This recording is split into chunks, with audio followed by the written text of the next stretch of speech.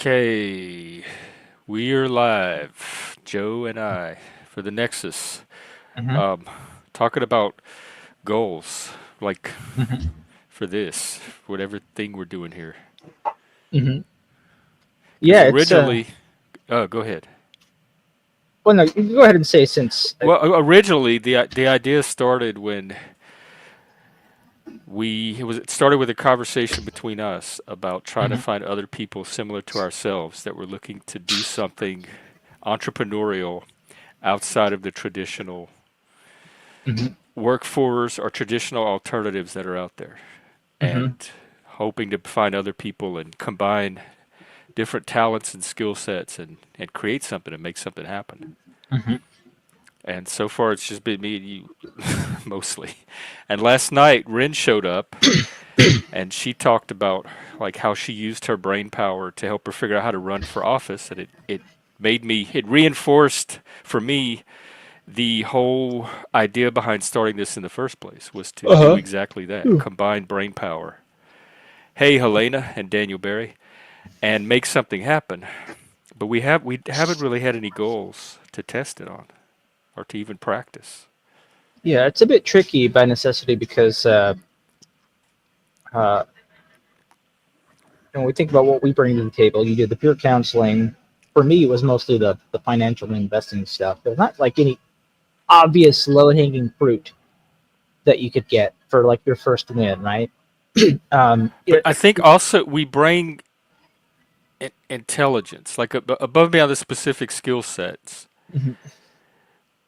We bring a certain strategic mind, a certain creative way of thinking. Ren has it, you have it, I have. That came out last night in the conversation. So it's not even what like our specific professional skills.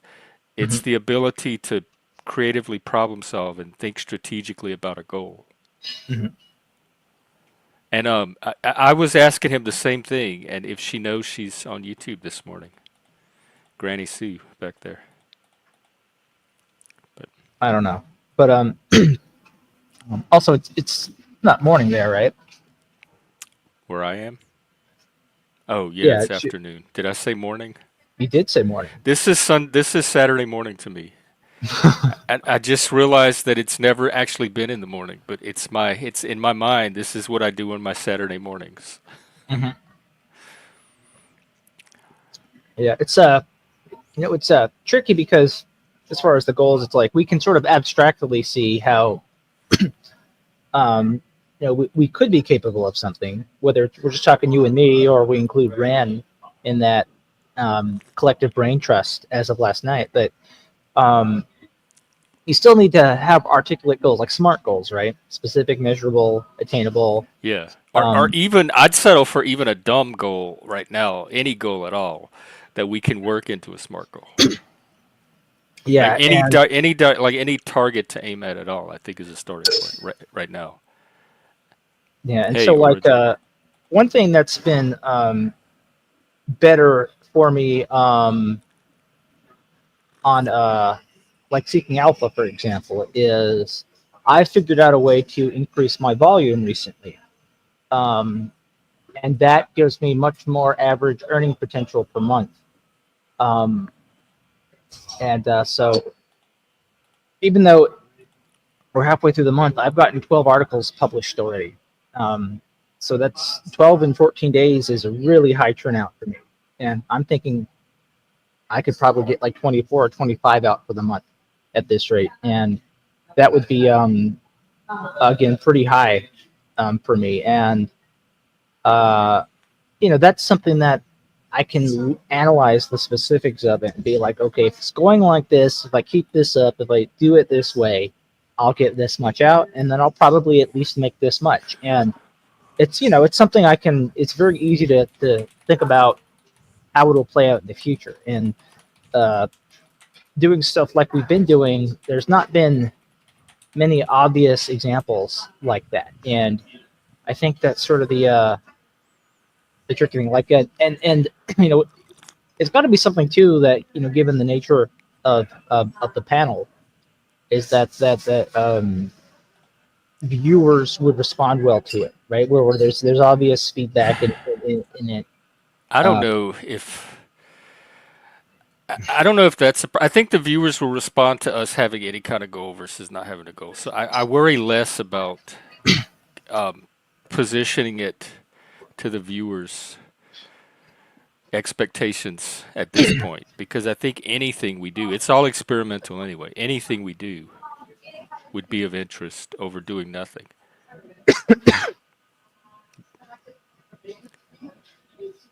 Like if we were on The Apprentice or something, and Donald Trump put us all on a team together and gave us a challenge or a project and said, "I need you to do this project by in this amount of time," I think we would kill it. I think our team would just rock it. We would be a deadly force. But we don't have a Donald Trump to give us a goal and keep us on a specific task and motivate us with a deadline and an elimination or a potential for prize money, etc. So left to our own, we don't have we're missing something, the structure, the discipline, the drive, the motivation, the vision, something. But I think if we had that, we would all work well together and be able to pull off some productive goals. yeah, potentially. Yeah, but I see a lot of potential. But I also I don't want to. I'm not one to force. Like I don't want to force people to do something that, if it's not already sparking any like the drive in them, I don't want to force it. Yeah, that's the important thing. I've noticed that pretty much any kind of collaborative project I tried to do fell apart for some reason like that, maybe. And basically, it was only going to happen unless people got forced to do it. And it can be tricky because people will often say they want something to happen, say they even want to be a part of something, and that's just the first day, and then afterwards it's just Yeah, that's gone. that's the story. That's most people. 99% of people, and I can't tell the difference because when I say shit like that, I mean like I'm ready to get started. Let's go. Let's. What's the first step? Let's do it right now.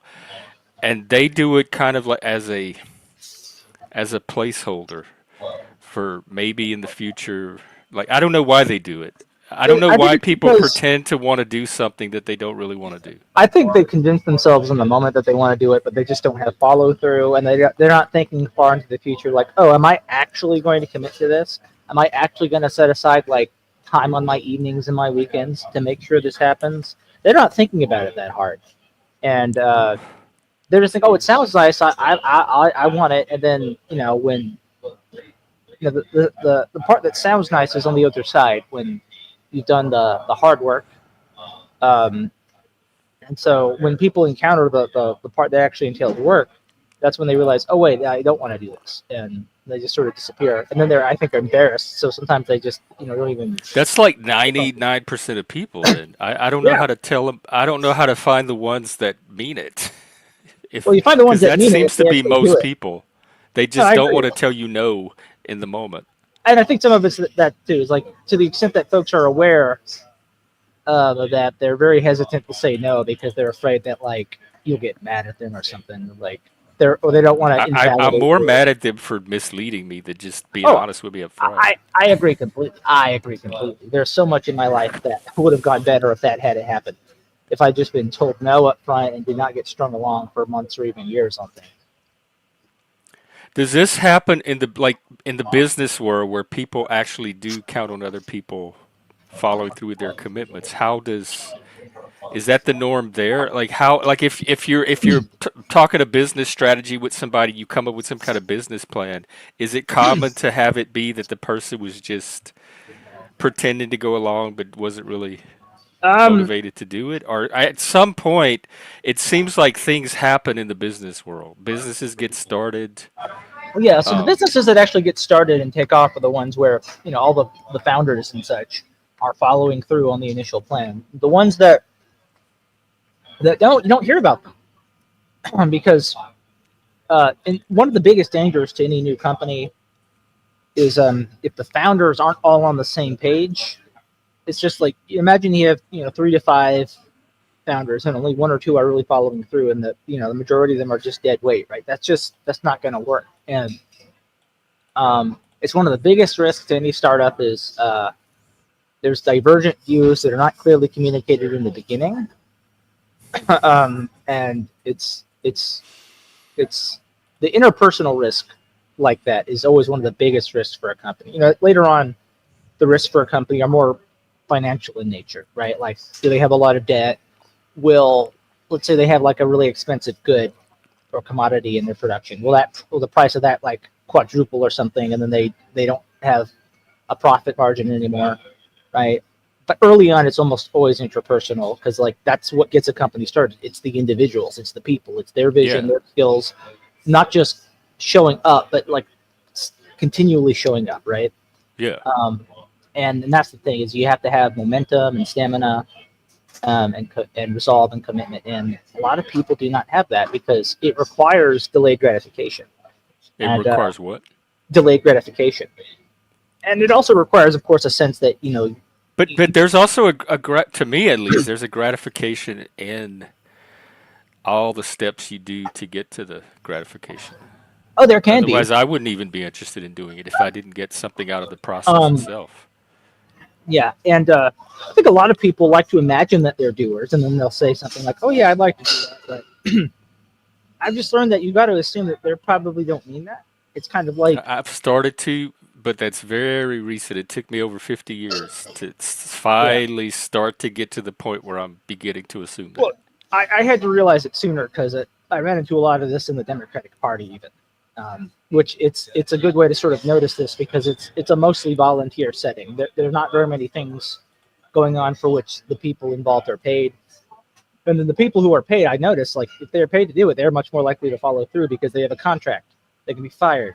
In some cases they can be sued, and that's another thing in business is not only does the business not happen, but sometimes, depending on what the business relationship is, what the agreement is, there are terms that basically say you will try to do this, you will follow through, and if you don't, you are liable for this much So money. money, it will incentivize in a way Yeah, that just a passion project won't. if you're lazy and you just keep sleeping in every day and then sort of like just reading the emails rather than actually doing what your part is, and then 6 months later, what you needed to get done isn't done, and like you can be taken to court and have to pay the other party's damages.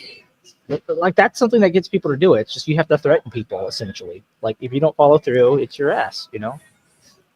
So maybe that's where we're at. After how long have you been doing this? Like 6 months? Let's see. I hopped into your stream in September, I believe it was. September, So October, December, less I than guess 6 months. yeah. So 5 or 4, depending on how you want to count it. So maybe we just haven't found the right people, or maybe we like they're not. It's not whatever our initial idea was. It hasn't drawn. Well, it's a small percentage of people in general wherever you look, right?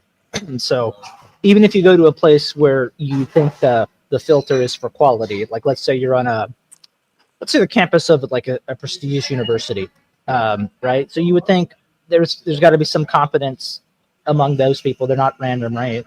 You've got to figure they're people who know how to meet certain obligations, certain deadlines.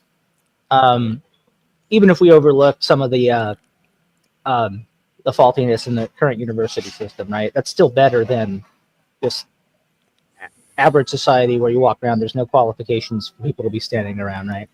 Um, and even then, it can be hard to find people who will follow through, who are going to deliver, who will say what they mean. And the thing about saying what you mean is like I think people think if you don't say what you mean, it's because you're consciously lying in the moment. And the thing is, people I don't. always think that Yeah, but they're people just not very self-aware. yeah, people are not thinking far ahead enough to know what words really mean. And so the part of why they say what they don't say what they mean is not because they know what they actually mean and they say something else, but it's just they just don't know what the things that they say mean. And it's hard to get people find people, it's hard to separate the people at first because people who say what they mean and then do it are not easy to distinguish from the people who don't say what they mean but aren't lying. Because to them it The feels the good. thing, the other thing that confuses me is desire. because I assume that it's something that they want to do, that they themselves get pleasure from or desire. And usually people don't have trouble doing something that brings them pleasure. Like they don't have to talk themselves into doing something that they get gratification out of. And so like if I plan a camping trip or a board game night or something, I assume the people are saying yes because they want the pleasure that comes from that activity. They're as enthused about it as I am, and their desire is drawing them like that intrinsic motivation.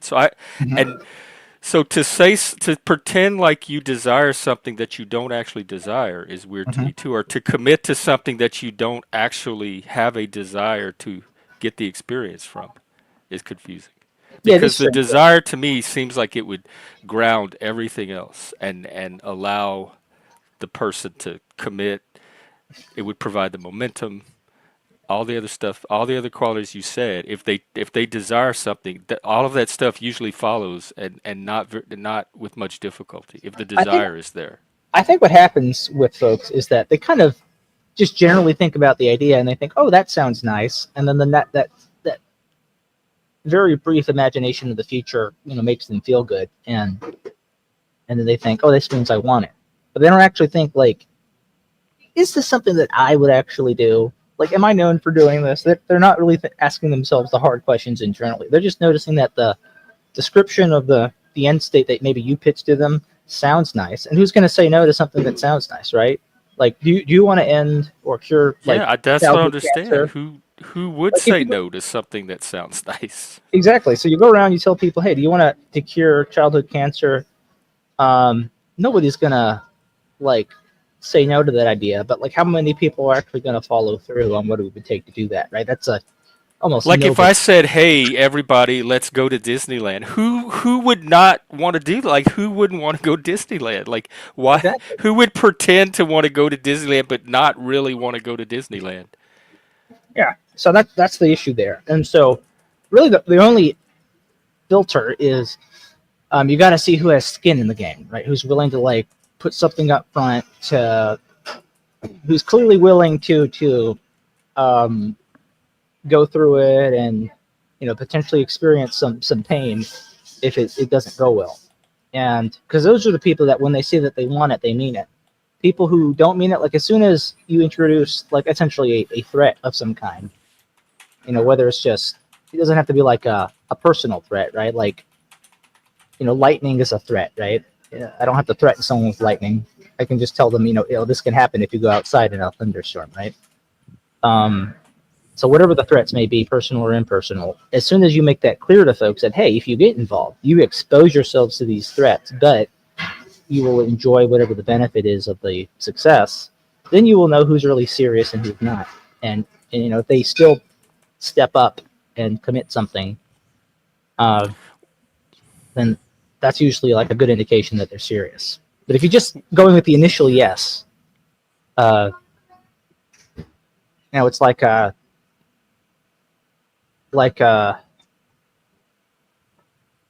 and another thing too is like, even if, see if they actually show up the first time. So like, limit your planning to whatever like actually happens after the first meeting or two. Like, see who's actually coming, who's making time for it, and before you actually try to get into like a whole schedule and a rhythm, just see who's actually coming and trying to get some basic things done. Because if they don't even show up to like the first few times you meet to discuss something or get some very simple steps going, creating a whole fully fleshed out plan before that even happens doesn't make a whole lot of sense. You're just going to spend so much time and attention working on that, only to see that it's not going to happen because people don't even show up in the first place. Well, I'm just going to keep being a one-man show or two-man show Well, the tricky until thing and is that, if like, those people show up. yeah, the tricky thing is if we want to pursue certain goals, it will almost always require other people to be involved. Almost any sufficiently ambitious goal requires other people. And the only way I can think of, How is there a minimum number? How many would you say is a critical mass?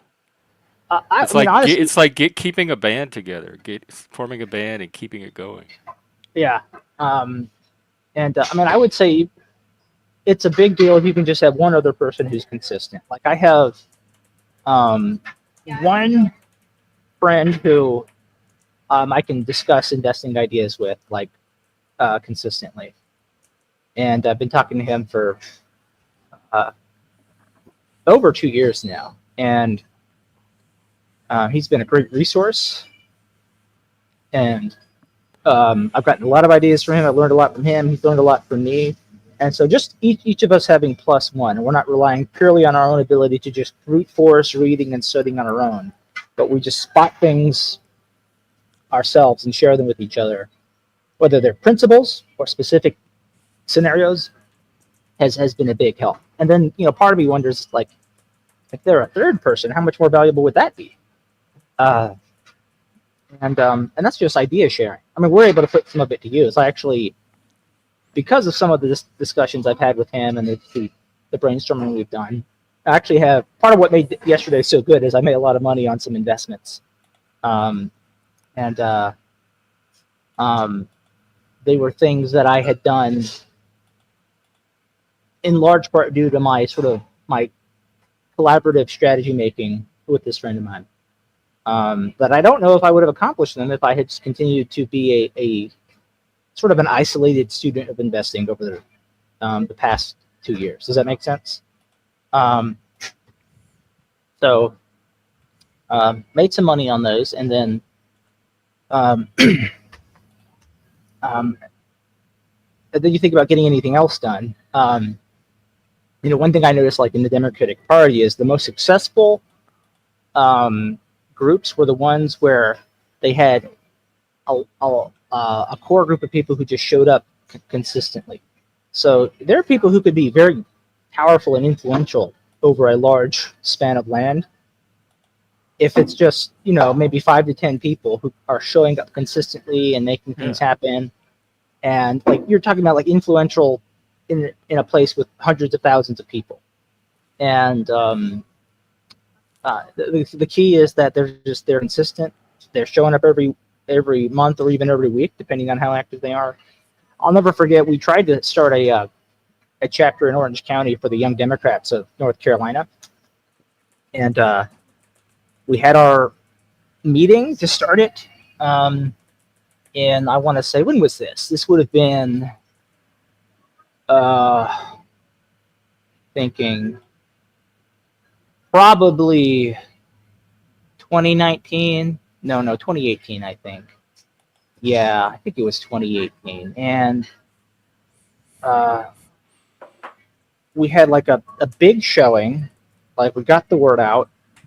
A few dozen people, basically age 18 to 35. That's the age range for the Young Democrats of North Carolina.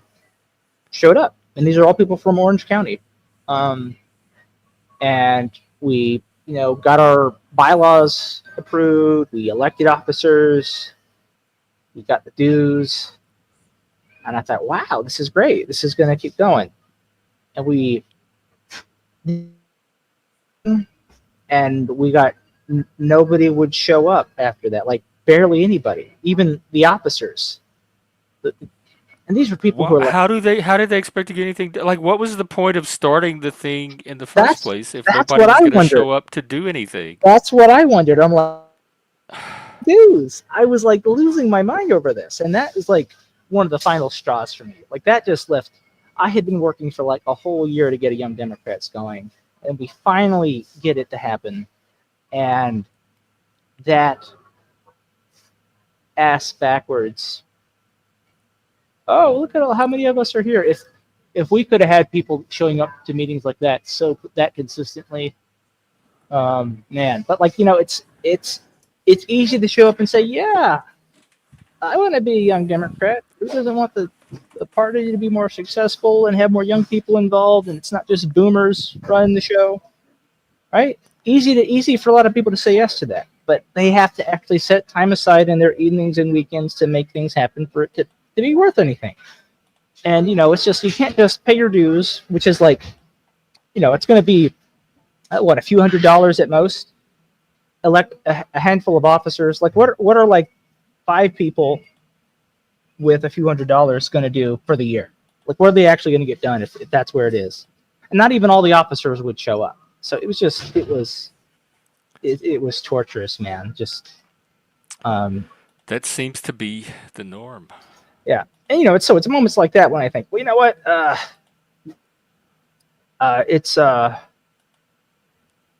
it's it's okay if I don't know, elections don't go the way people want, because clearly I hate seeing all the potential go to waste. That's what it is for me. I see the potential, but I guess if I can't tap into it, then I just have to well, that is the thing about potential is I think watch it pass by. we got to imagine probably throughout human history there has always been way more potential than what was actually realized. And I think if humans consistently tapped into their potential, like everything Elon's doing right now probably would have happened like 100 years ago. I mean, Well, so so it's pretty remarkable that we even have what we have. yeah, like sometimes I actually sit and think, it is amazing that things even are what they are, because the potential of, we'll say, the potential not to follow through, that's its own potential, um, is so vast and consistent that like you think, oh, there's probably so many things that just could have been done by now or could have been done long ago that weren't. And um, it's why I think it's sort of like why maybe America formed a culture of, you got to pull your own weight, and if you make mistakes, very little will be done to rescue you from your mistakes, because um, it's something that forces people to tap into their own potential. Um, in a more complacent world, right, where just like you can screw up and there's never any consequences, and you're not really driven to improve, if not for yourself, at least for other people, right? Because when you're more dead weight, you're worse for other people. Um, like I certainly won't be dead weight for other people. I will never put myself in a position where I am just sucking resources from others and not contributing anything. Um, unless I'm like lived a very accomplished life and I'm like 98 or something. But Yeah. um, barring that, um, if I just suddenly starting right now became completely dependent on others, that's just not something I would allow. I would not put that on them. Yeah, Um, I would hate that feeling too. yeah. So, um, but it's like I think the thing is, like, I'm probably a bit unusual in that I feel that way, and I think a lot of other people just aren't like that, and and that explains why there's a lot of untapped potential. You don't really need to threaten me with bad consequences for me to want to go out and do things, but it's just other people aren't made that way. So any plan we make, we can complain about it, but like any plan we make just has to accept, like, that's just the reality of human beings. Right? They're going to do these things. They're also going to probably need about 6 to 8 hours of sleep every day. It'd be nice if nobody had to sleep at all, but alas, people do, right? I can accept that that's human beings. Mhm. I know that that's not all human beings, and I'm trying to find the ones that are not that. I don't have a I don't have a problem that that's what most humans are like. I have a problem when they pretend to not be that way and lead me into thinking that they're this other type that I'm looking for, and they fake me out. Hey, Bart. Yeah. Well, and I think the issue is they don't realize that they pretend to be that way because they're tricking themselves. And so I think it's just good to assume people are not necessarily serious until they actually have skin in the game with something that's like objective and observable. So um, uh, like in investing, for example, right? Um, if somebody has money behind an idea, that means they're serious about it. And if they're wrong, then they suffer for it. And that's one reason why prediction markets are sometimes or often found to be more accurate than polls and other forms of statistics. It's because people betting on the prediction markets um, have financial incentive not to be wrong. And so it often aligns toward the more correct outcome. Um, and and I think that's sort of just a good guide for like looking at other folks. It's like um, who's willing to put something up. Like, so they can put in money, they can put in time, they can actually do hard work, um, and how much and of course, the other thing too is like you can create incentive. So like if you want people to get things done and you dependently and volunteer for the people is You're different. sounding weird. You're sounding like an airplane, like a jet plane. Oh, I am. Yeah, well now you're not. Maybe it was the coffee grinder or whatever that was in the Oh background. yeah, I bet it was. Yeah. It was mixing with your voice. Okay. Yeah. So there it is again. Well, if you want, I can drop the link and we can see if any anyone else has ideas or comments or thoughts, Yeah, we can see what people think. Um, or if they have any goals, or if they're one of the people that are not pretending to be one of the people. huh. I don't pretend to be one of the people. Yeah, you no, you definitely show up. I mean, you put time. We just don't have a goal, like other than Yeah, and it's weird because hosting a panel. uh, I remember when you had asked me like what are my goals in life, and I gave you like really simple ones, right? Like not to be an evil person. So it's not to be like I mentioned, I had injured my shoulder recently doing pull-ups, right? So I don't have a goal, for example, to like do a pull-up world record or something like that, right? They're not particularly um, they're not smart goals, for example, right? A lot of my goals today are just to avoid doing bad things, but not necessarily to achieve anything anymore. And a lot of it just comes from this: is that if I think about things that really sound cool to do, they almost all involve someone else being involved to, if not a degree as much as me, a sufficiently high degree that um, um, their inclusion is necessary. And I know that I can't count on that. But like, if we went on Shark Tank, we'd have to have something like, "What are you guys trying to accomplish?" We'd have to have something very specific that they would Right. they'd be able to evaluate whether we couldn't just say, "Oh, our goal is to not be evil." Exactly. Exactly. You are right about that. That's 100% correct. In fact, that's a great example of Shark Tank.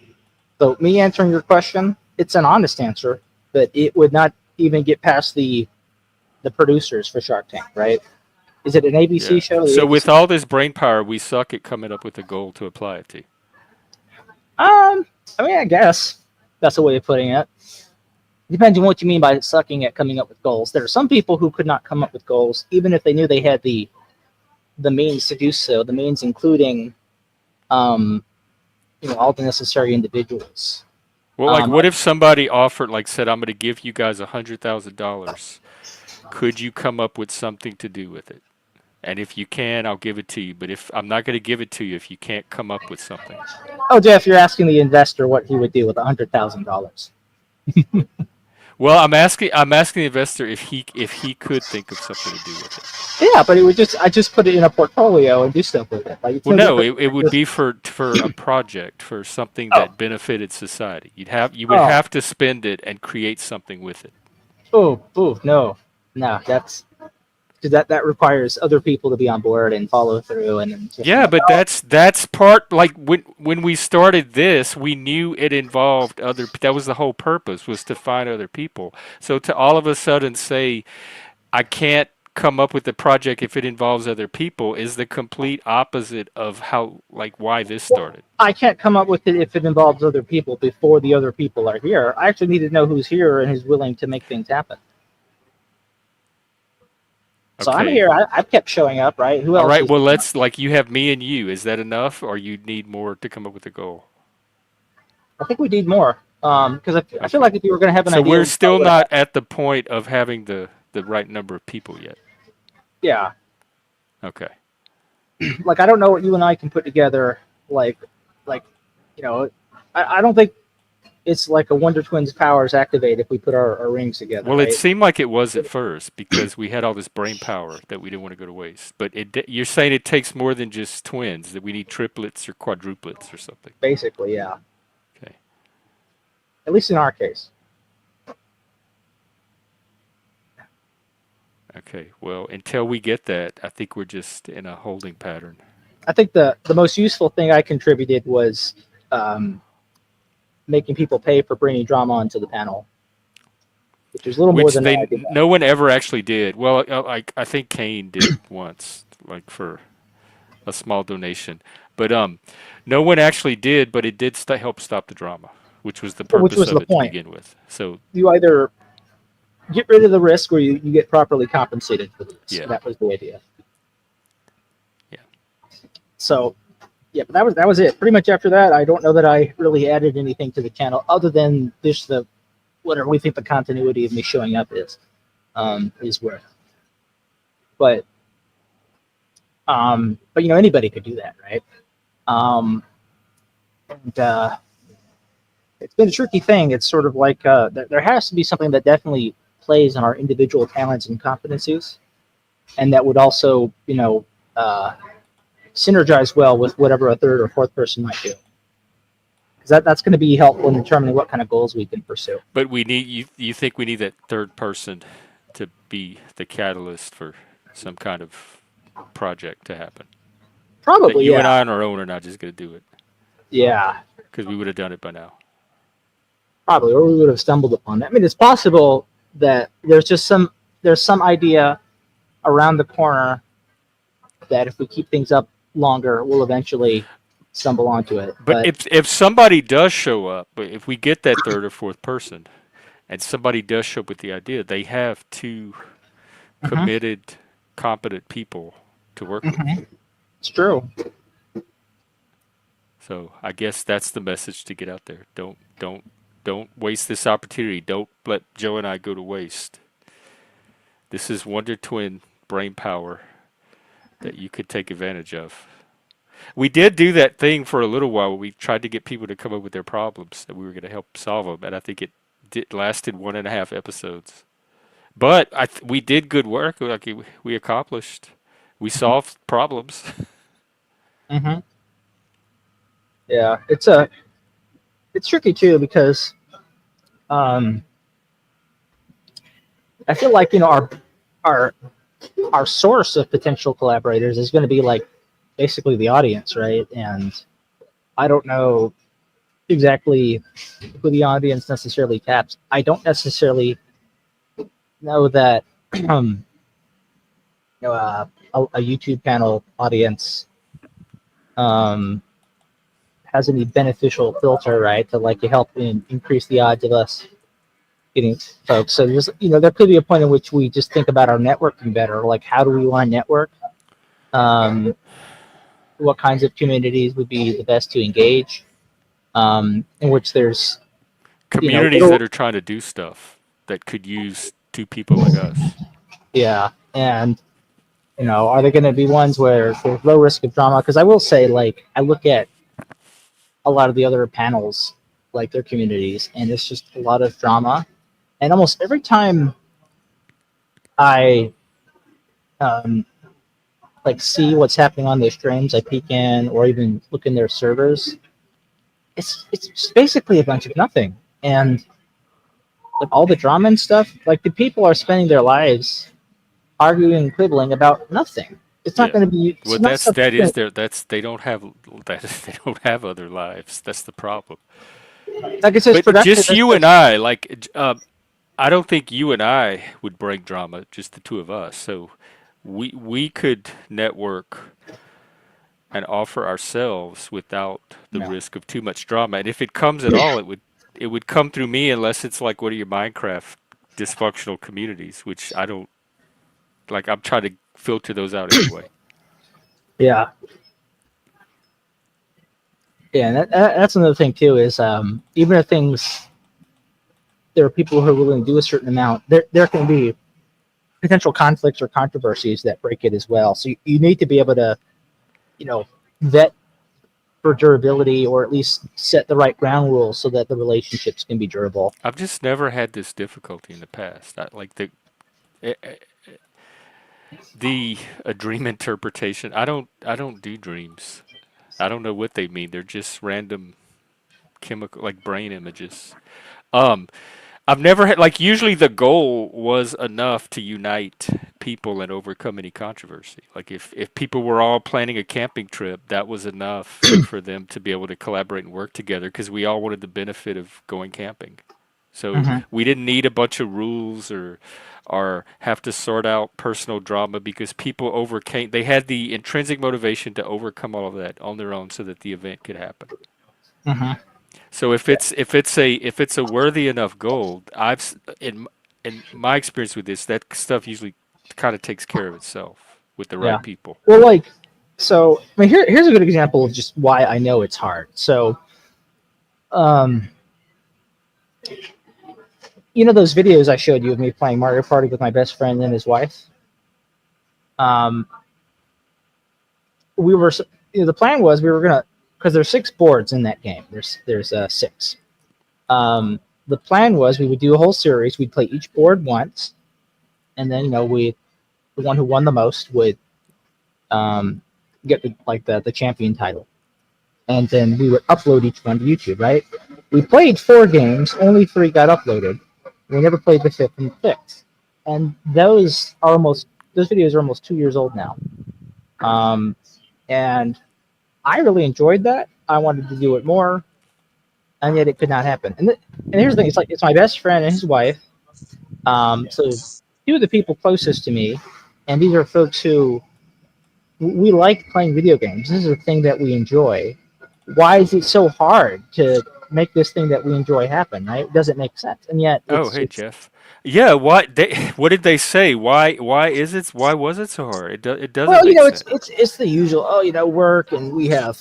That's not usual though. That not for me.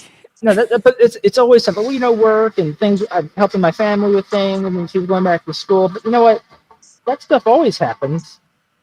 Um, you get That things it done sounded by like they making didn't want to time. do the thing to begin with.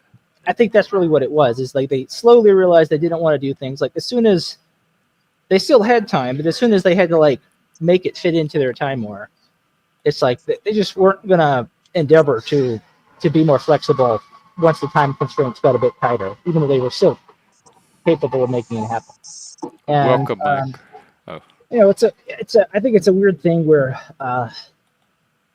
like even with my best friend, like he's got older, he's married now, and he's kind of just settling down into a routine life, and I don't know if he'll always be that way, but basically I've just realized he's gonna have to awaken this get up and get things done attitude in himself. There's nothing about like I have sort of been between the two of us like the leader, like the one who comes up with ideas, who does things. After a certain point, I realized it's not enough. He has to be intrinsic, and I basically told him like it has to be 50%. I can't be the leader anymore. I can't be always the one coming up with ideas and putting myself on a limb and making the initial time commitments and stuff. Like he and I actually have a business idea we've been thinking about for about 2 years now, and it's one that I think could work pretty well. But Hold what on, hold on. 2 year? Who thinks about a business Shut idea for up! 2 years? Yelling Hey, at the uh, I'm yelling at the goose. I'm yelling at the geese. Sorry. oh, at the yeah, geese. What did the yeah, The geese geese. do? I knew exactly what was happening because I heard the geese. Um, Wait, let's see. Where they're just running around the city? Dude, they just walk up and they go. "Rah, rah, rah." I'm like, get away from me!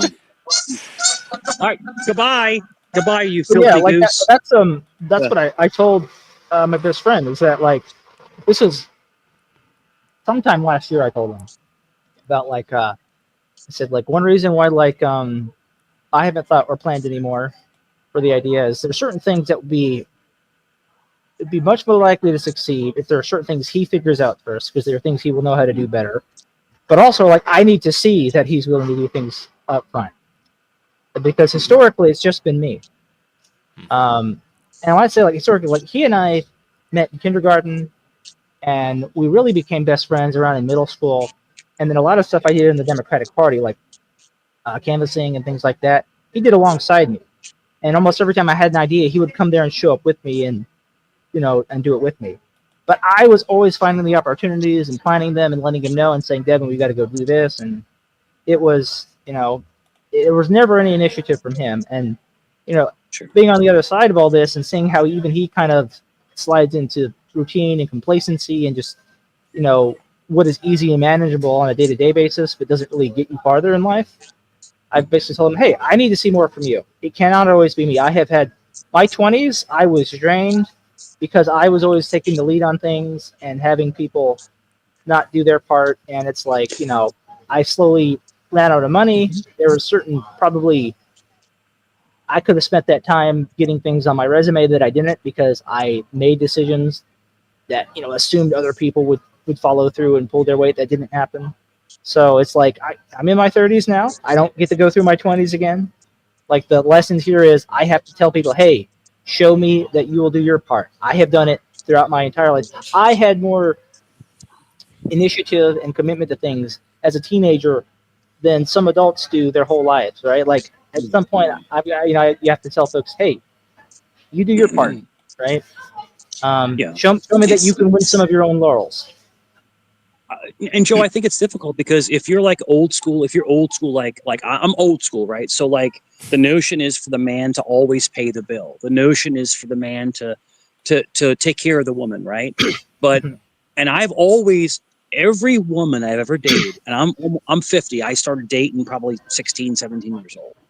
I've been with a lot of different women, but I've also been in long-term relationships, but I've always made more money, almost double, than every woman I dated except for two. There were two women that made more than me, and one made way more than me because she was a lawyer. She was a corporate lawyer. Okay.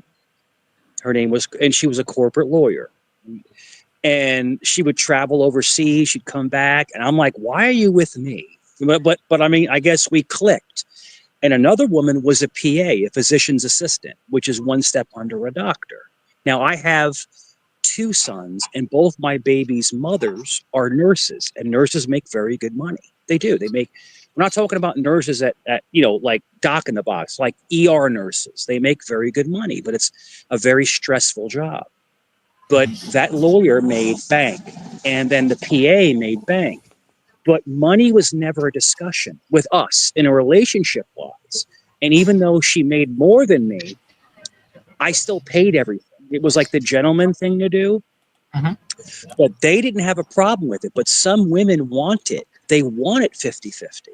So when you're in a relationship, you have to kind of figure out, okay, what are the boundaries? What does she expect from me? What do I expect from her? All I'm trying to say, gentlemen, is being 50 years old, dating has never been more complicated. Do you think You're my age. Jeff, you're my age. yeah, Remember I'm how older. easy it was? It was simple. No, it never was. Not for me.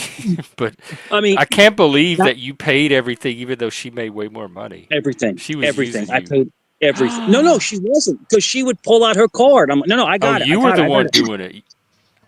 Yeah, I Oh, always oh, offered. that's weird. We're not talking about going to Monaco, Jeff. We're talking about, going to a steakhouse or something like that. Do you $100. think But like things like business partners that date, like the dynamics of dating Mhm, carry over to things like sure. business partners and finding the right people to work with and that kind of Great stuff? question. So Jeff, any LLC or a business venture, yes, should be 50-50 all the way in case things don't work out.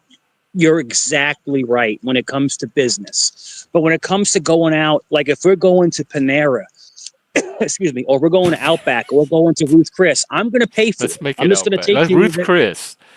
Yeah. Let's do that one.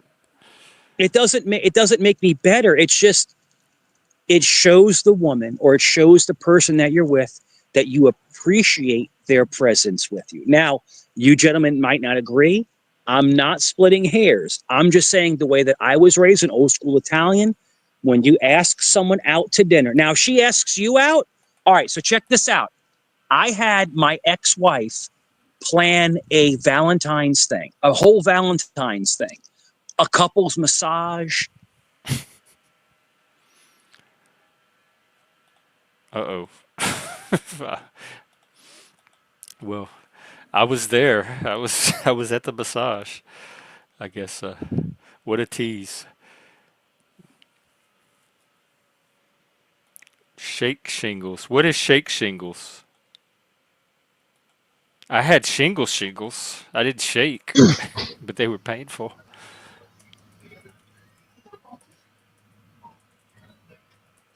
I have no idea what shake shingles are. I'm looking it up. Let's I see. wonder if it's some kind of typo. Shake and shingle. Shake it. It's shake and shingles siding. Shake shingles. It's a roofing thing. Okay. The roof. Oh, it was the roof. I don't know. I don't think that's his place. That's like the place behind the bushes where he hangs out. Wait, so why did Mike drop off? Did he just disconnect? Probably. Or the geese got him. Hmm. This- There'll be American geese pretty soon. Yeah, maybe so. We had geese growing up and they were mean. They were scared. They would chase you and hiss like reptiles, which birds kind of are.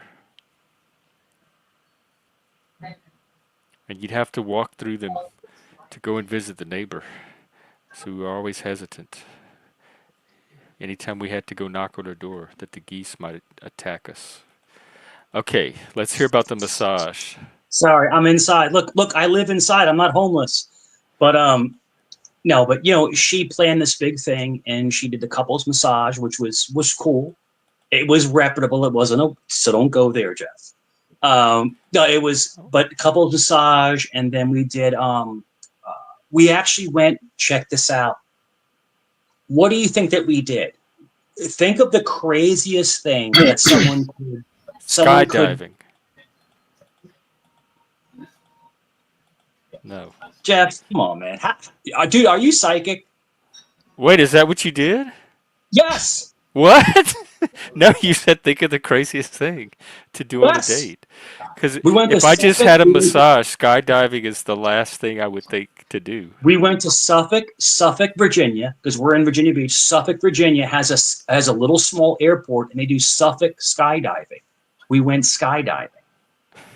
I swear to God. Did you? I swear to God. She did. Oh. Good. Couples massage, skydiving. Then we went to dinner, and then she bought me a Tissot T-Touch watch. Mike said, "Guy, stop it." Yeah. Okay, that's all right. That's okay. Well, BB's never had a mate, so it sucks to jerk your pee-pee to sandpaper, but that's okay. But she spent probably the Tissot TT watch was very expensive. She spent all this money on me, and I felt bad, but she wanted to do it. And now it was around it was a little bit after tax time, so she had the money to do it.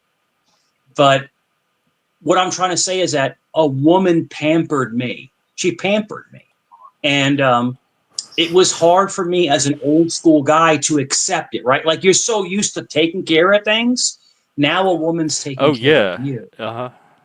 Was it hard? So it was difficult to accept it. But yeah, I can see. To this day, because we have a son together. We have a child.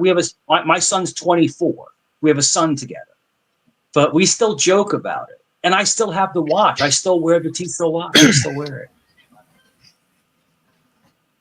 Yeah. But no, she took a turn and she went all out. I mean, she spent over $1,000. Remember, my son was 2 or 3 at the time. This is like 22 years ago. Why did it end? That seemed like, how long were y'all together? We were together 11 years. What happened? The bottom line is thing going. It was a great thing. And unfortunately for me, I couldn't transition into the loudmouth player into the family man. I couldn't do it. And then, but the amount of love we have for each other, we're still family. We're not together like that romantically, but we're still family. But so you seem very devoted to your kids. You seem family. I raised 3 stepkids. I have 2 sons that are my biological sons. But the thing is that we make mistakes. But I don't know if I've ever showed you pictures of me in my 20s. I was a good-looking guy. You showed us that one picture. Yeah, I was a good-looking guy. Yeah. And that's me. That's me. I'm not lying.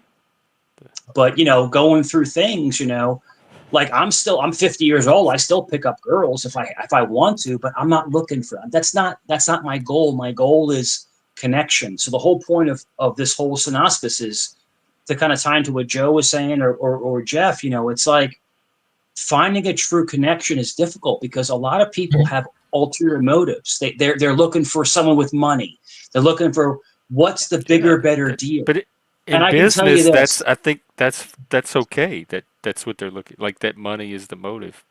It's not okay, Jeff. Jeff, we should both be poor and we find each other in the gutter and build together. That's the people. Think about this. No, no, Jeff, hear me out. Hear me out. The people that have been married for 40, 50, 60 years are the two people that came from nothing and built together. Well, You have to I'm talking admit. about in the business world, like with business partners. That's Yeah. usually why they come together is to help each other get money. Right. And I'm sorry to overtalk. I was outside. I came back inside because people say I live in a shed, but I don't. But yeah, there's a Those are the rumor. There's a same people rumor. that are gonna say other stuff about you that's not true. Jeff, last night alone, 4 different channels were talking about someone who has never been to their channel. It's like, so to go back, sorry, to circle back, when you were talking about how do I grow the channel, what do I do? People run out of content and they start infighting. So there's a channel. We're not going to mention the channels. There's 2 channels that are large channels, and they were all best friends. They're besties, right? And all of a sudden, they had a small fallout, and now it's war between these Oh, like channels. the friend channels are fighting among themselves now, but they're gonna We all call it exploit that for content. frenemies. Yeah. So Hmm. you ever heard of Pink Birdo? You've heard of the Pink Birdo? Yeah. Excuse me, He tried to excuse come on the me. show once for about 20 Okay, seconds before I had to kick let him. me let me tell you something about Pink Birdo. He is brutally honest. Last night on a stream, he said this verbatim. He goes, they don't want you on their channel. So when you leave, they beg you to come back. You come back, they kick you, then they beg you to come back. You talking about you? It's just, no, he was talking about him, Him? his Oh yeah. experience. But no, it's to me too. I had 4 channels. Yeah, he's too much of a P word to come here. No, I'm not. I'm not going to give you any content. It's not. I'm not going to do it. I'm not going to do it. But I know Joe is like. Joe's getting mad at me right now. He's gonna. He's gonna. No, I'm He's Why'd not you bad. gonna. go? Or Joe, are you mad? No, Joe's gonna Oh. use. Joe is gonna use Joe Book. Joe Book. So you have Facebook and you have Joe Book. I'm not. I said that you look like a tech millionaire with a model girlfriend. I don't know if you saw that or not. What would Joe Trying to Book? give you Maybe some that's an props. idea. What would let's create Joe Book. What would Joe Book be? Joe Book would be a uh, guy who talks to you nonstop until you buy everything he says. He will talk you into submission. That's the bottom line. Is that a product we could That's it. like? Joe, Well, remember in sales, work them it slow hasn't and worked you so far. never Not let on them here, at go. least. Yeah, you work oh them yeah, slow and you never let them go. That's it. yeah. That's it, man. Basically, you you Yeah. you let them see why your product is necessary or the best that they can get for their problem. And you Yeah. solve So problem. It's Joe, pain point. You yeah, find the pain point, Uh-huh. and you try to solve that. yeah. And so we don't. Is there a pain point that you think we could identify that you and I have the ability to solve? Or Um, it's still going to take that. Maybe that third person will I provide it. mean, in the interest of something entrepreneurial, I don't see anything right off the bat, right? Like I already do stuff that makes money, right? So if I think what could I do that compares like with you or other people as well that compares to what I do currently, yeah, I've got no ideas. Like the easiest way for me to make more money is just to figure out how to become a more efficient writer on Seeking Alpha. And I recently stumbled onto a way, but like if I wanted to have other sources that I could spawn, I could just plant a seed here and then have some things going concurrently. That would be tricky. I'd have to come up with something completely different. Connie, that's one of those projects I was talking about. I can't tell you how many times several people had me thinking we were going to do a panel-verse movie. And I got all excited and all into it. I couldn't get them to meet one time, not to workshop a single idea, not to one time me and my co-host Chris read through part of his script. He actually had a screenplay he had already written, and we did a read through, but we couldn't even find other people to show up. So we had to take all the parts by ourselves, just the 2 of us. So I have tried that. I've tried to be like doing a panel movie, and I can't even get the people for that. So it has to be something that inspires participation. And so far, I haven't hit on the magic idea. Joe hasn't hit on it.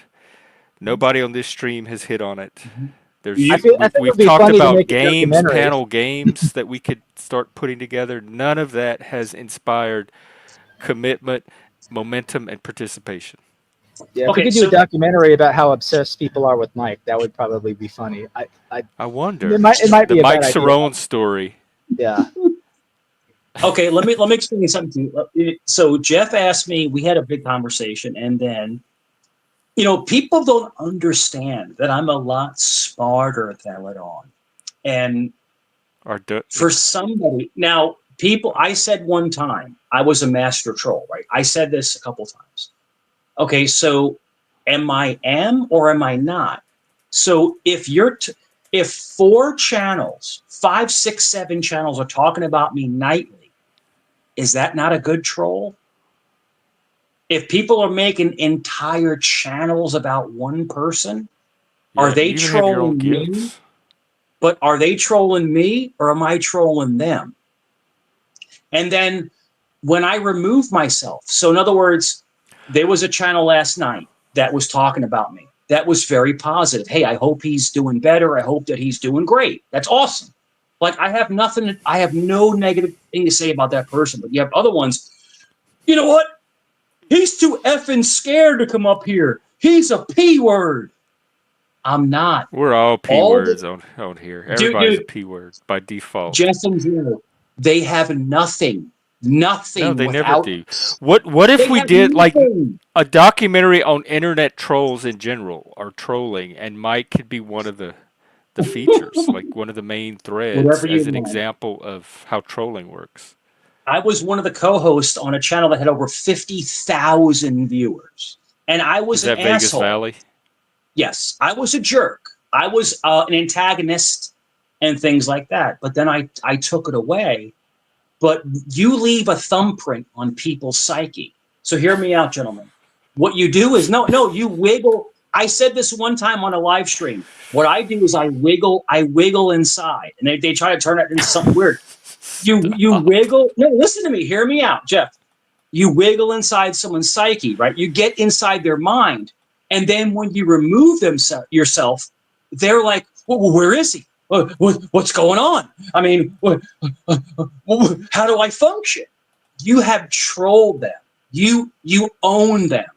They think about you and they talk about you 24/7. You own them.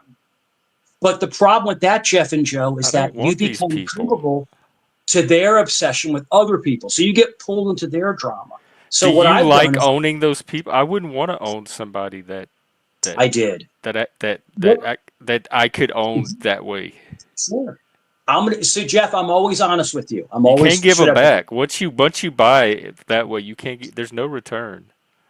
What I like to do is this, and Joe and Jeff, because I like to include Joe as well, because Joe is an intelligent guy. He does add things to conversations. I'm not gaslighting. I mean, I do like Joe's Yeah, I opinion don't on think things. anyone would dispute that. But what I'm trying to say is this. If you ask me, someone asked me one time, Mike, why do you sit there and take all this BS? Because I like to expose people for who they really are. And Jeff, I like to expose you, Jeff, as a really good-hearted person. I like doing that. No, dude, I'm not kissing your tail. I like talking to you. I feel good talking to you. I feel good opening up to you. And that's your therapist side. That's a Joe comes in. testimonial. Joe has a little bit more of a stoic. He has more of a stoic, That's intentional. Did you reserved. know that was intentional? That it's on Of purpose? course, of course. I know people like Joe, Oh, people you're like mute. Jeff. You're on mute. I was Two saying that the whole Jeffs. point of stoicism is that it's on purpose. There's no accidental stoicism. Come on, come on. You don't think some people just have this flat personality that they can't help? Like, Yeah, but just that's not Well, all right. stoic. Is an That's cool. intentional thing. Yeah. All right. That's cool. That's a good question. But I can tell you this: Joe, in certain situations, in certain circumstances, is a insert. different person. Is a different person. Yes, I know. I'm the one that keeps saying that. Mhm. He he tries to fight and gaslight me on it, but the So evidence is out there. when Joe goes stoic, he's hiding his true intention. He's being secretive. He's being secretive in his true intention. He's making you figure out where he's coming from. What Joe, is that? Do you find that trustworthy? Like, does it build? Would you buy what Joe is selling? well, all right, it's easy. Me and Jeff are open books. We're bleeding hearts. Jeff is like a puzzle. He makes you get to the end of the puzzle. If that's a good analogy. Both of us are not bad. So me and Jeff don't make you work for it. Joe makes you work Makes you for work for, yeah, and even then you don't get it. Yeah. And He makes you work Untrackables, for the chance right. that you might get it if you stick And I'll around tell long you enough. this, Untrackable's beard has a different zip code from where he lives. I'm sorry, Untrackable, I'm not trying to call you out, brother. But your beard is glorious, my man. It's glorious. Oh, that Yeah, sounds creepy. I'm Hey, and Untrackable. my beard is down in Florida chilling right now. That's it. Oh. That's it. Did you What's guys know up? that What's going on down Untrackable's there? beard, his beard is hurricane proof? Did you know that? It's hurricane proof. You can't even, thunder hits it, nothing. Zero. Got hit by thunder.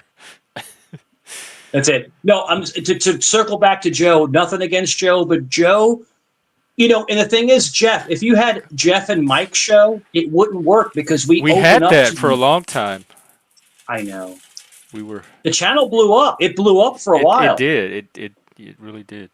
You went from what, 4 something to like 700, like in a month? Like you blew up. But you got a lot of hatred because, who is this guy? And blah. Yeah, But it was no, all Joe, the wrong kind of numbers. It wasn't all the numbers good. I was looking for. But Jeff, people are It's the watching. riffraff. People are watching.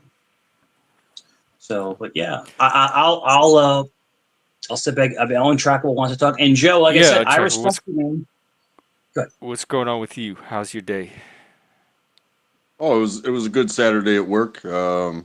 It's kind of crappy outside, cold rain, but overall It's like that good over day. here in Chapel Hill too.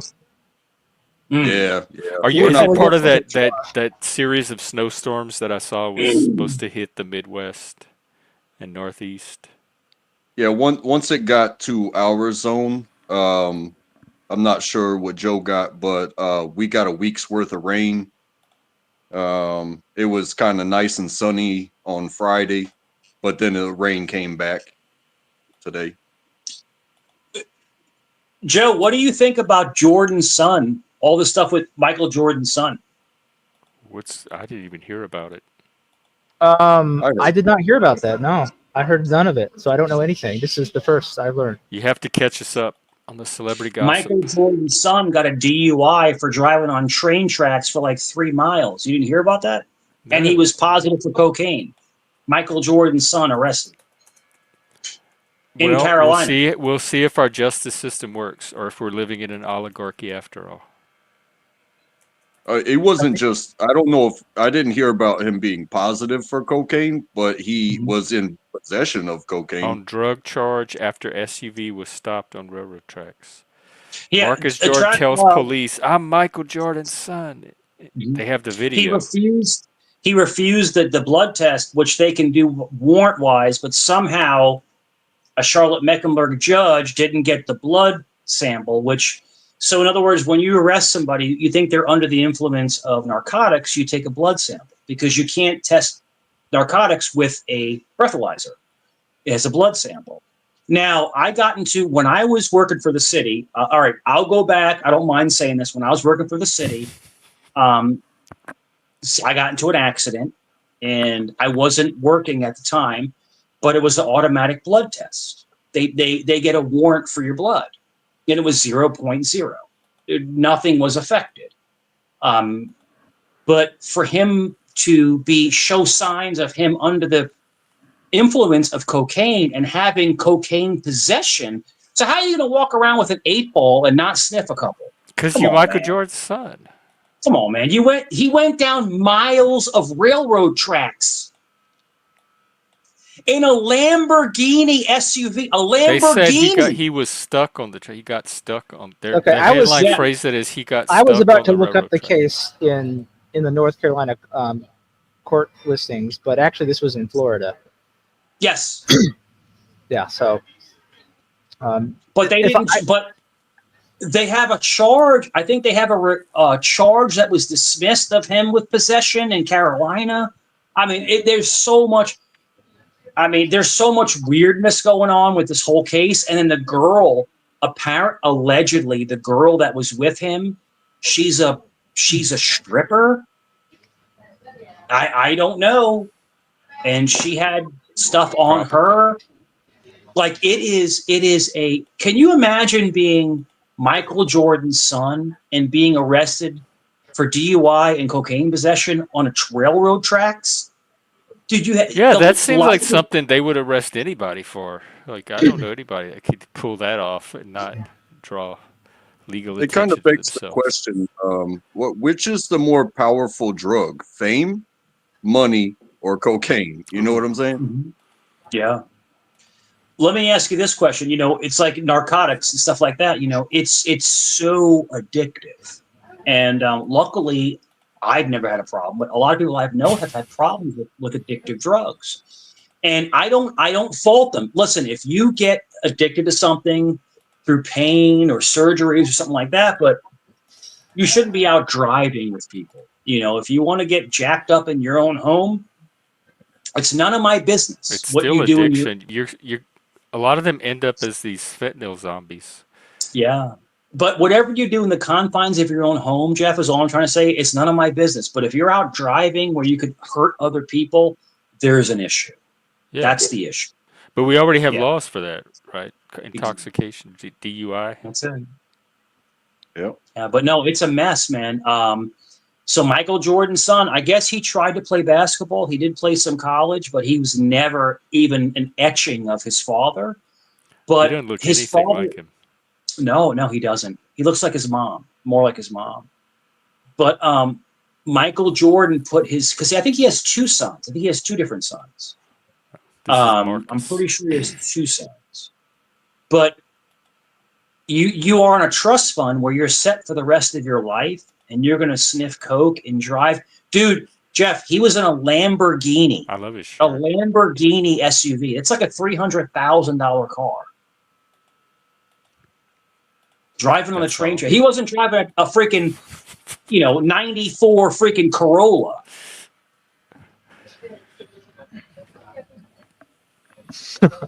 that's one of the funnier comments I've seen in chat. What's that? Which one? What BB said: "Don't drink and drive, smoke and fly." Yeah. Look, listen. Let's say you have a problem with drinking. Wait, You have a problem what? Michael B. Jordan. Who's that? There's only one Michael Jordan. Michael B. Jordan is the actor. He's an actor. Yeah. Is that whose son it was? No. It was. I think. Because Michael B. Jordan, I think, is a lot younger. Yeah, I'm pretty sure the Michael Jordan's son that this was about he might even be older than Michael B. Jordan. You know what I'm saying?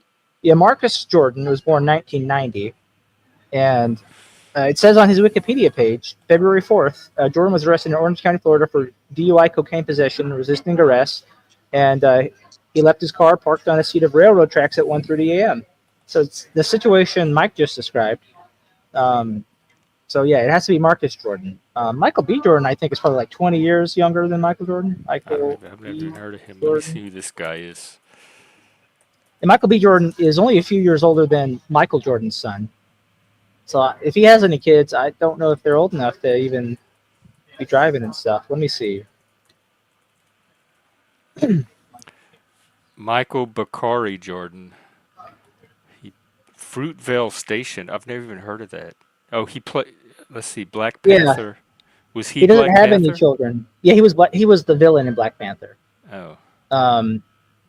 Yeah, and he was Apollo Creed's son in the Creed movies following Rocky. Oh, okay. Yeah, he does. It doesn't on his Wikipedia page. They don't mention him having any children, and I think they even have the reason because it says here Jordan is also a fan of anime, particularly Naruto Shippuden and the Dragon Ball franchise. So it's unlikely that he'll ever have any children based on that. Yeah, Michael Jordan's son. Wait, where are you now? Is that the same spot? Oh, And are those the shake shingles?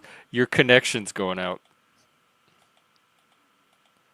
You got to get off that Wi-Fi and Michael get on B. this. Jordan. Yeah, Mike, your connection's bad. You're dropping.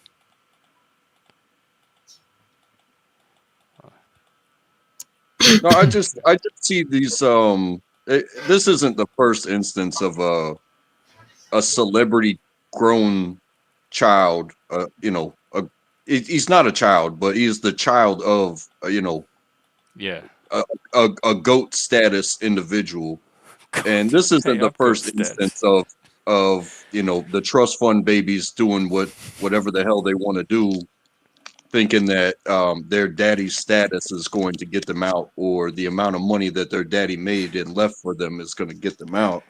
But it's, hey, some things are just so undeniable. Like, if he'd have got pulled over and caught with that stuff, maybe lawyers could finagle some stuff and work some things out to reduce everything to no jail time. But driving on railroad tracks, leaving your car, being stuck or whatever like that on railroad tracks in possession of an extreme thing, which I consider cocaine an extreme drug. And then trying to do the name call to get out of it. Like, nah, bro. Especially if this was down in Florida, hey, maybe Florida don't like Michael Jordan as much as North Carolina does. You're muted, Mike. Joe.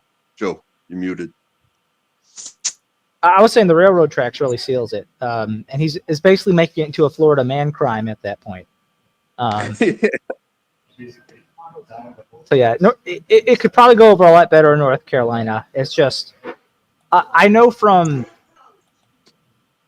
previous experience that if you are connected to some of the esteemed athletics in this state, you might be able to get a better deal in court. Having worked at a law firm where I got a glimpse of that one time, it can happen. Even if it's you're not even if you're like the daughter or the son or the whatever of the player or the coach or something, it can help.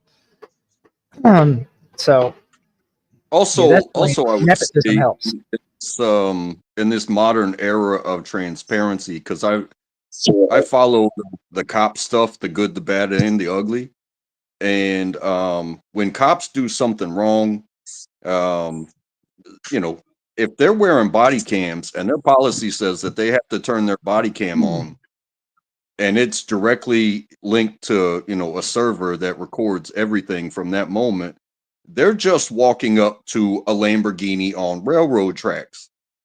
And then the interaction of the person, and that's why some people say don't talk to cops. If they want to take you, they take you, just don't say anything, yada yada yada. But when you go on this tell on yourself tirade and they find stuff on you, that camera's already rolling. And from the moment it's rolling, it's accessible through FOIA requests. And if something were to happen to that video, it could be deleted by an individual in connection to with the department or whatever, and never be found again. Yet then there would be a question of, oh well, that name that was connected to that incident would be like, whoa, well wait, why did Michael Jordan's son's incident body cam video, why is it not accessible? Did the cop not turn their body cam on per their own policy? And then you go down that corruption road. But at the same time, if it was an honest cop doing his job, I see it all the time with mayors where it's like, oh, don't you know who I am? And that video didn't get deleted. So now the whole world got to see a mayor try to pull the mayor card when the mayor was doing wrong. You know what I mean? chiefs of police getting caught with DUI saying, "Hey, turn your camera off. I'm this, I'm that, I'm the other," and they're like, "No, sir, I can't do that at this point."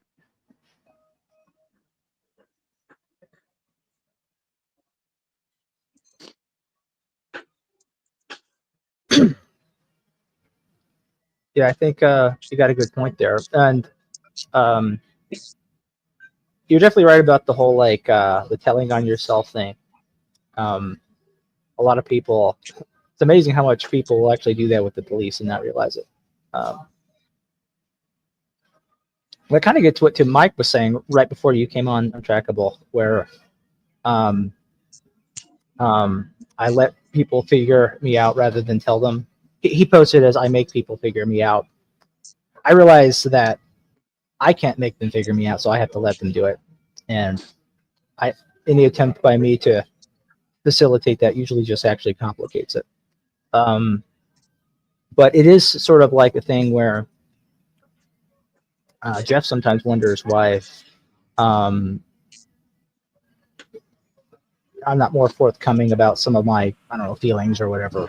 And the reality is, it's just like you never know what's going to be telling on yourself. And, honestly, I think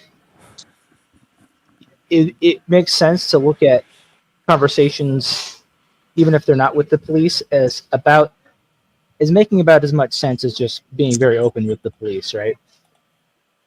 Like, are you gonna just speak freely with the police because you don't know? Yeah, I do. I would. I do it with other people too. Well, the thing with the police is you don't know what kind of weird law is on the book that you somehow are implicating yourself, and they're just looking for an opportunity to get a case or whatever and boost their resume. You have no idea, or they're going to interpret what you said, and then cuff you. And even if you go through the whole legal process, Like and for what though? Like how weird could a law be that that's what I have to worry about? it happens, man, it happens. And the thing is like, why put yourself through that? Like, why? It seems like one of those fringe situations that I don't. It seems like a waste of time to worry about. If it happens, there's nothing I'm going to do to be able to avoid it. If it's some weird law, In this instance, with the "do you know who I am" kind of thing, what when you're clearly wrong. I've told this story many times. I was a youngster. I was in the army, and I came back from South Korea, which is about a 12-hour time difference. So I'm hella jet lagged. I haven't seen the ocean in 2 years. And me and my buddy, we went out drinking all night, and I took him home, and I lived damn near right across the street from him. And he was like, "Man, you don't have to drive home." And I was like, "No, I just live right across the street. I'm gonna go home." And I did not go home. I drove like 7 miles to the beach and fell asleep at the wheel, going about 25 miles an hour once I crossed over onto the island. And I hit a telephone pole. And when the police approached, I was already out of the car, and I was looking at this Jeep Grand Cherokee, and the entire drivetrain was hanging down onto the floor. And I'm looking at it and just like dumbfounded because I had fell asleep at the wheel. So hitting something completely woke me up, and I'm like, "Oh, what the hell? What did I do wrong?" But I went night at the wheel, and thankfully it was like 4 o'clock in the morning. Nobody was out, no other cars, no people, no nothing. That's my saving grace, was that nobody was around. So when the police officer approached, he was like, "What happened?"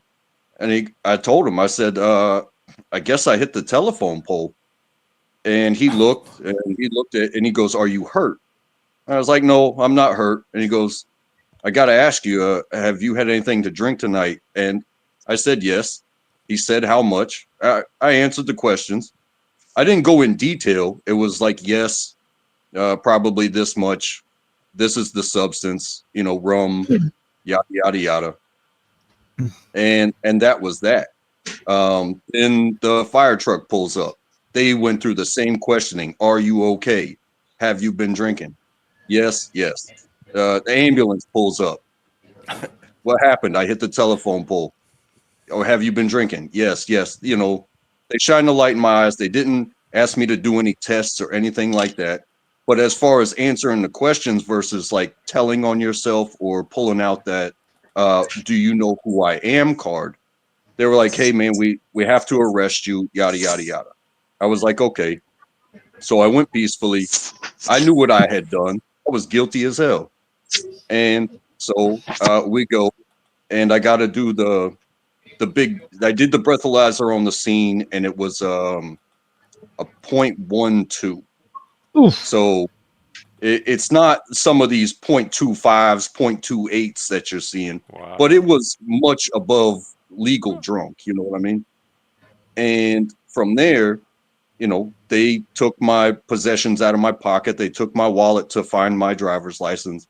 And lo and behold, they find a military ID card. And at the station, before they gave me the official at the station thing, they found that ID card and they were like, why didn't you tell us?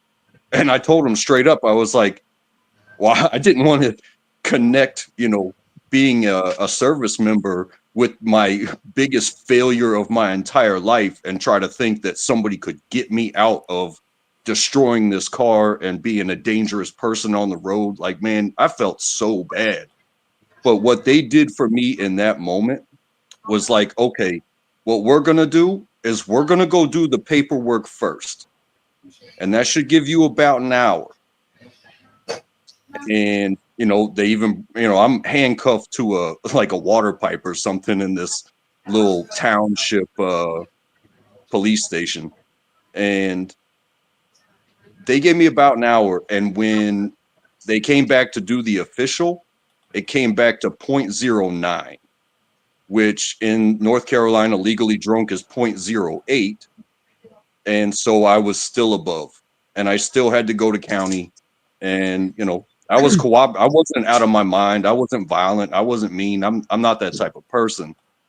But when they asked me, why didn't you show us this? It was like, what is the Army going to do when you get in a drunk driving accident? They're going to be like, well, process the motherfucker and we'll punish him again after you punish him. You know what I'm saying?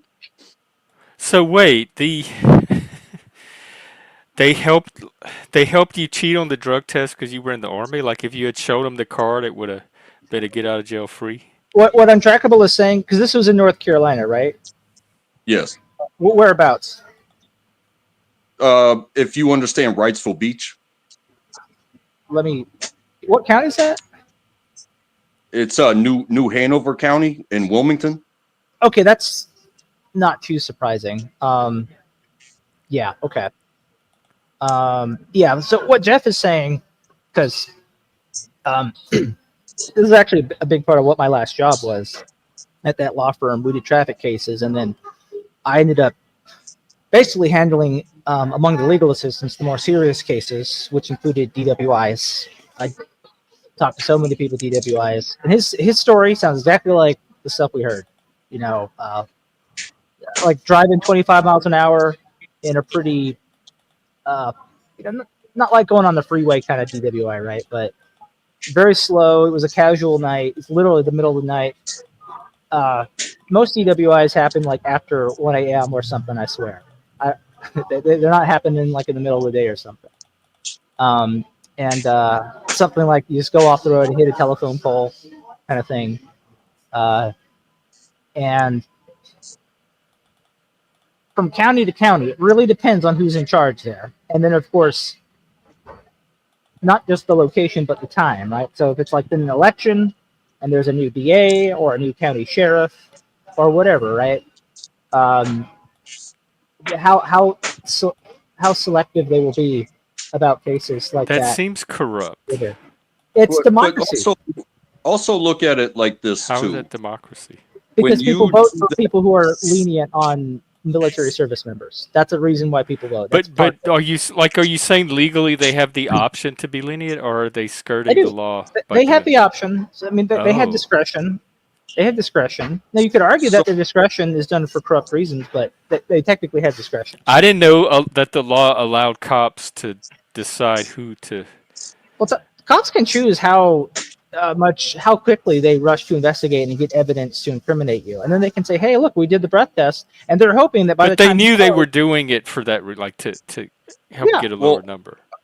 I have 2 points to that, and that is yeah, the first one. You talk about the time. It's not just that it was, the after midnight hours in an area where everybody had already cleared out from the beach bars and stuff. But it was also, I think, 2005. Mhm. So you think you got a service member that's being cooperative in the heat of what is been turned into a 20-year war. right, But the second point is that pulling that look who I am card, that's a gamble, because sometimes it's like, hey, I'm like this. Will you help me out? Some people might laugh in your face and be like, nah, you might even get it worse now, because now I know other things to look for or people to contact to let them know about you. And sometimes it might be like, oh, well, I already am on your side or something like that. So I may not write such harsh in my report. yeah, So and I actually, guess I didn't know they had that kind of discretion. Like I of thought course, the they have law discretion. meant more. DAs get part of what DAs get elected on is how hard they're going to push things, and most DAs are going to be tough on DWIs in pretty much every case, because if they aren't, Mothers Against Drunk Drivers will come after them. Now, I don't know if Mothers Against Drunk Drivers was as powerful in 2005 as now, but they're very powerful now, and it'd be very hard to slip through on a DWI So anywhere. just because a law is on the books doesn't mean that everyone has to follow it equally. I can tell you, there's 100 counties. They don't. All the county courthouses don't handle the same traffic violations the same ways. They have their own preferences based on what the elected judges and the elected DAs and elected sheriffs end up doing. And you can get these unique concoctions on a county by county basis. So I uh, mean, I don't know why I'm shocked. Louisiana's the same way. We it's democracy. People, because like if they were to just obey everything as written, the judges would not be elected, the DA would not be elected, the sheriff would not be elected. They would be But you appointed would by the think state that, government. like, if they have this drunk driving rule, it's for a reason, and this blood alcohol minimum or whatever, that the public would want that enforced consistently. Like, they wouldn't want some exceptions made just No, because they want someone's in the exceptions. service or not. Some places, like if speeders are causing a lot of wrecks or something, they'll want a DA that throws the book at speeders and takes their license on the first offense where they're allowed to do that if convicted, and throw the book at people. And then there are some counties that are like, we need tourism dollars. If we throw the book at speeders, then we're not going to get people coming here in the summer, and then we don't have a local economy. So it's the same statewide books. Like a speeding violation is considered the same thing wherever it occurs in North Carolina. But if it happens in the mountains where people have folk wisdom and want common sense justice to prevail, so they throw the book at people. But if it happens on the coast where they want people coming from other states to, spend their tourism dollars and go on vacation, the DAs are gonna handle it very differently. Because if you're a DA and your policy on speeding tickets kills the local economy, they're gonna throw you out. But why would I don't understand the service member? Like, what? Why So would the if it's a constituency where they have like a very special love of service members, if it's a thing where, or like it's a community where, so for example, Cumberland County, which is Fayetteville, which is Fort Liberty, a lot of people there are service members or family members of service members. So, and like basically, service members need to be able to function there, and a lot of service members do not come from. to the point where they can bend the law a little bit? Yeah, a lot of service members come from tough, trashy backgrounds, and it's just you're making the best of people with those backgrounds. And if you threw the book at service members, basically the military, like one of the biggest, well, I think Fort Liberty is the biggest army base in the country. You'd make that whole community dysfunctional. There's no way that's going to happen. So, the Cumberland County ends up So having one of service members get to break the law. I just that's Cumberland County. I'm so black pilled right now. Cumberland County has one of the most lenient courthouses in North Carolina. You could get away with so much traffic-wise there. And it's just it's like the Wild West in North Carolina. You just go in, you hire a lawyer, you have the lawyer say, "Hey, judge, cut him some slack," and the judge is like, "Oh, all right." And it's almost that simple. And then you do that in a different part of the state. You do that in like McDowell County. McDowell County, man, I feel like if they could, they would like put you in a noose or something for some things. So, and I don't know to what extent Untrackable can maybe talk about, because you're out in the mountains, right? Unless you're in Buncombe County, where there's a bunch of liberal hippies. They are tough. Is that where Asheville is? Yeah. But Mike, are you okay? Browns, you cracking me up. Are you okay? Are you smoking? No, I'm good. I'm good. I'm fucking with the chat. It's all good. I'm just messing with the chat. I'm letting everyone talk. I noticed that my number shot up, so somebody must have put the Discord alert. You're out. welcome, Jeff. Jeff, you're welcome. Thank you. Maybe it'll If you're not subscribed yet, please subscribe. That way you'll get more notifications of when I'm on. Mike's usually here. I'm getting the chat riled up. Look at this glorious bastard right here. No, I'm so not. Untrackable. How did that situation ultimately work out for you? Joe, how dare you cut me off, you bastard? I'm gonna. I gotta say that as purple politically as North Carolina is, that region is very conservative, and at the same time, I knew somebody who knew somebody, right? And so I had a very strong connection to the system without even knowing it, and so that attorney, played their fiddle, a special little song, and my license. When you get in a situation like that, my license was immediately revoked until everything concluded, and then I moved on and went to another station and didn't have a license for about a year. But it's not that it was revoked for a year.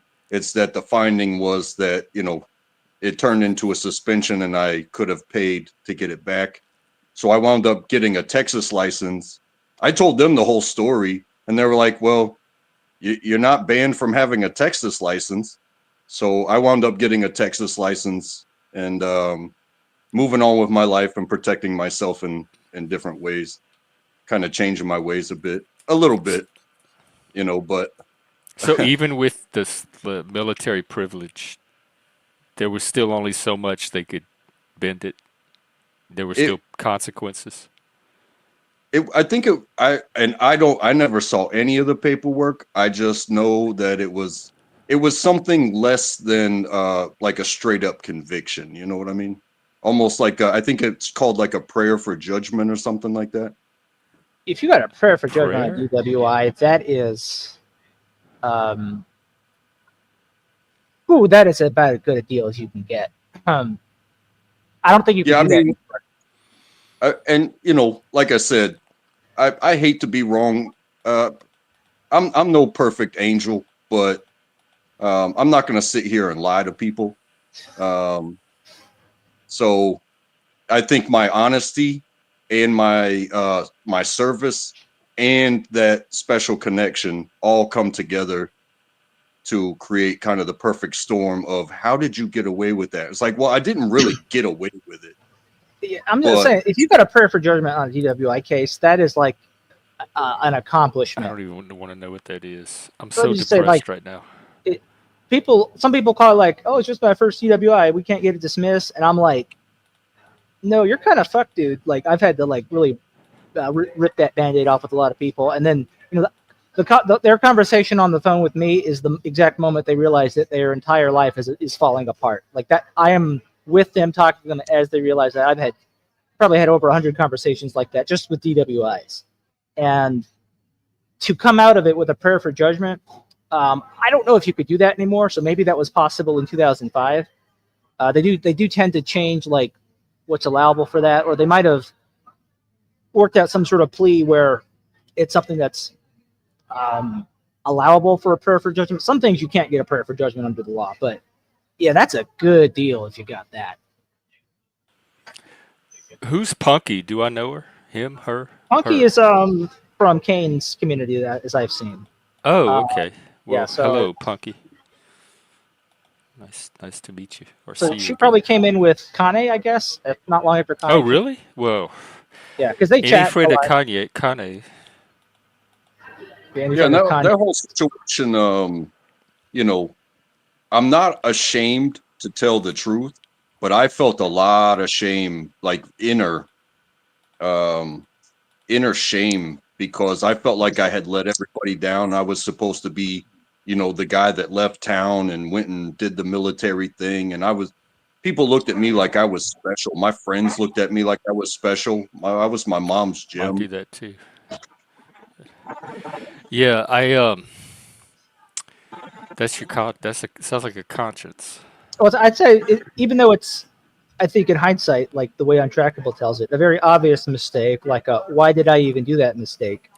I think it shows that Untrackable is in his heart really a good man, that he thought of it that way. Like even while inebriated, he didn't feel bold enough to say, "Oh, I'm in the military," and he didn't look for easy corners or excuses, and he was really cooperative and willing to let the wrecking ball smash him, and then given some of other lucky things in his circumstance that he mentioned, that people were willing to sort of acknowledge that and give him some flexibility, as much as that kind of situation allows in North Carolina. So I actually, like, you really came out of that about as unscathed as somebody could, considering what you told me. Untrackable, are you in Carolina? Yes. Oh, awesome. I'm in Virginia, bro. I'm in Central, so Chapel Hill is probably like an hour and a half away. How awesome would be a Joe Cerrone Untrackable freaking panel? Let's do it. Let's do it, man. I've been trying. Good luck. That's what Joe and I were talking about earlier. Getting people to actually do shit. So, good luck getting something off the ground. But I would love it. Stream it if you do. So, I was. like to show up and talk to people, but like a regular broadcast is something I can just not commit to. You know what I mean? Yeah. No, I appreciate when you're able to stop by. Thank you for having the platform that you do. This is cool. Always. I'm committed. Definitely consistent. Committed, consistent. That's nothing Joe and I did a few streams on. Commitment, consistency, momentum. That's what we're waiting on. We've at least been doing that. We have at least been doing that. I've been keeping the train running. We had some weeks where, like, we couldn't do both days just because something happened, right? You had an appointment or interview, or I had a similar thing. But other than that, like, we didn't, like, what can often happen is someone has an appointment interview, they missed an episode, and then they just don't show up for the next one, and then they never follow up. A lot of people could get sucked in that. That hasn't happened. So we have at least done that. Yep. We have. I'm definitely not addicted. When I first started doing it, I came close to, because I used to be an AOL addict. So I came close to that where I was spending like 16 hours a day in the Panelverse, but that quickly I cured myself of that after enough of the drama. For me too, like when I first stopped in, the novelty of it, I was hopping into the panels almost every day. But after about a month, that wore off, and it became more of really almost just me doing the Nexus episodes. Yeah, mine took maybe close to a year, but eventually it did wear off too. And I think it was all like seeing the level of drama that it could descend to was one of the things that helped it wear off. It's kind of like when you're a dog in a park that you've never seen before. Yeah, and it was all the people. It's just sniffing everything, yes. Like, oh, what's this? What's this? What's this? That's exactly kind of like what it that. was. And then when the dog gets used to the park, it's just, they just kind of walk around it more casually. Yeah. It's like a dog in its own yard, right? We're in the casual park phase now. Yeah. And so, um,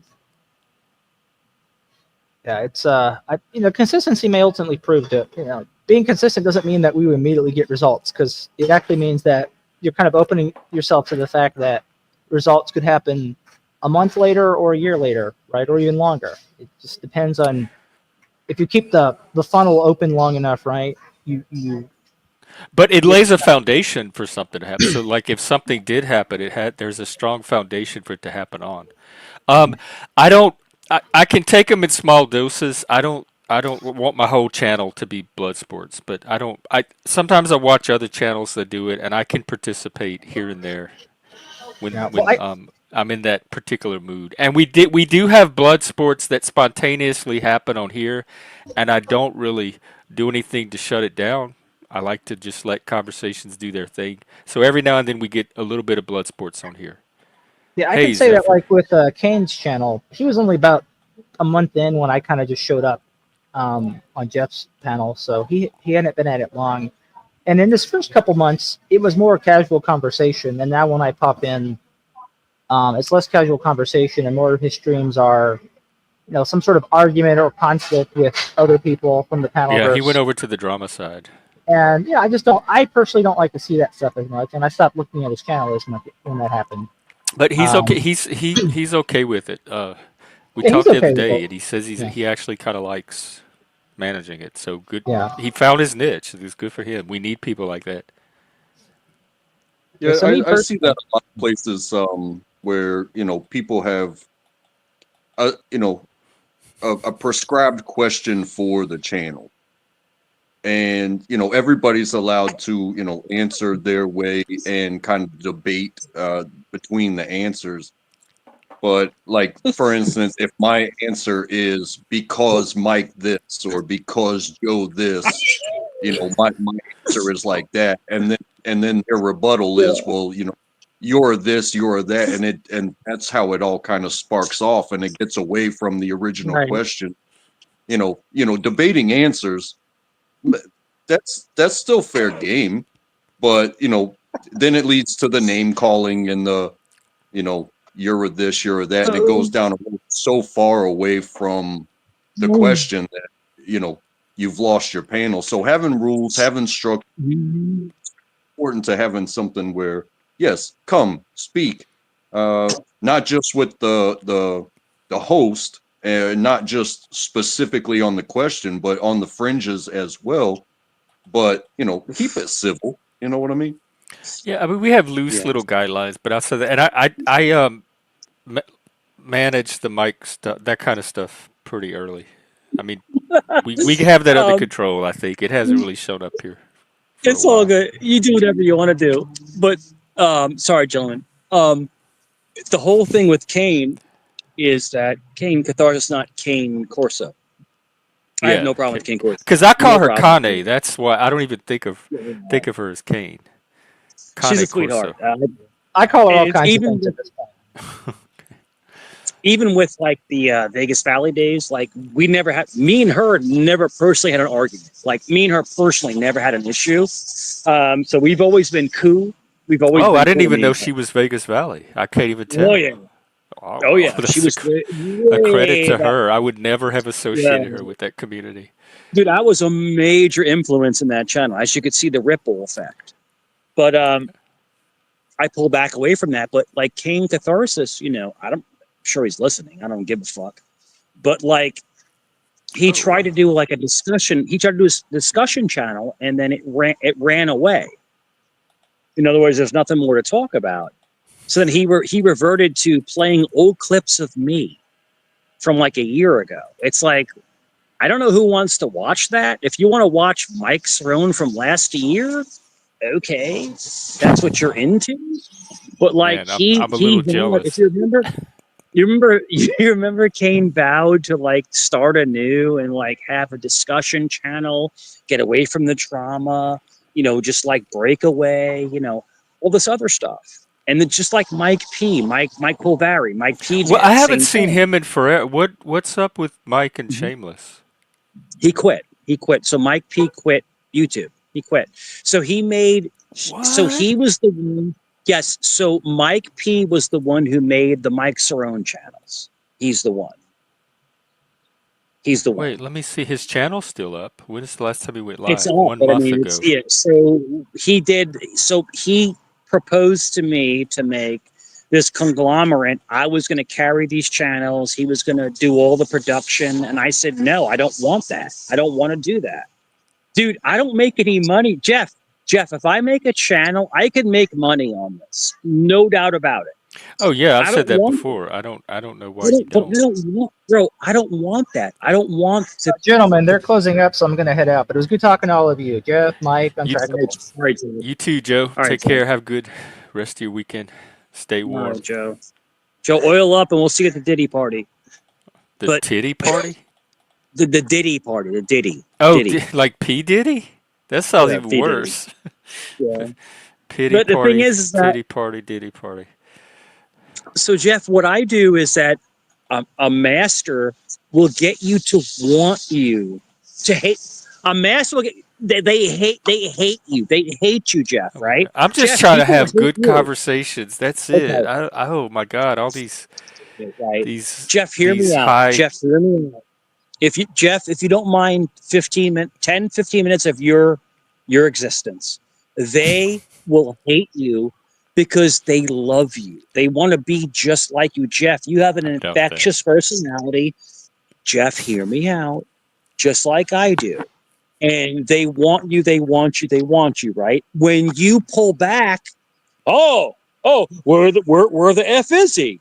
Oh, he's too effing Same place I scared. always have been. I'm Jeff, not that hard to find. when you move on with your life, you're the coward, but they're the coward.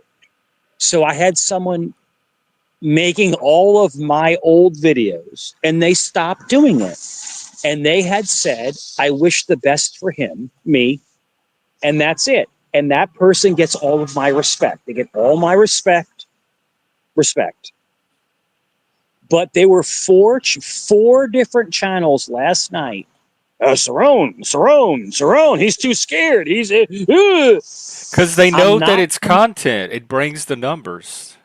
but I'm not going there. So they're not going to But get the it does content. just the hint, just your name and the possibility that you would show up, and the topic itself will draw the Yeah. numbers. You've created a brand, and that What brand I still want, has I power, know whatever power brands have to draw it's an never audience. going to die. Jeff, you People know so clamor much about for it. Jeff, you know so much about psychology. You do. You know a lot about psychology. Dude, I have cornered a part of their mind and they can't let it Yeah, go. you've created Like a demand, and you are the supply. So just like they know if they even throw out your name, that's going to generate numbers.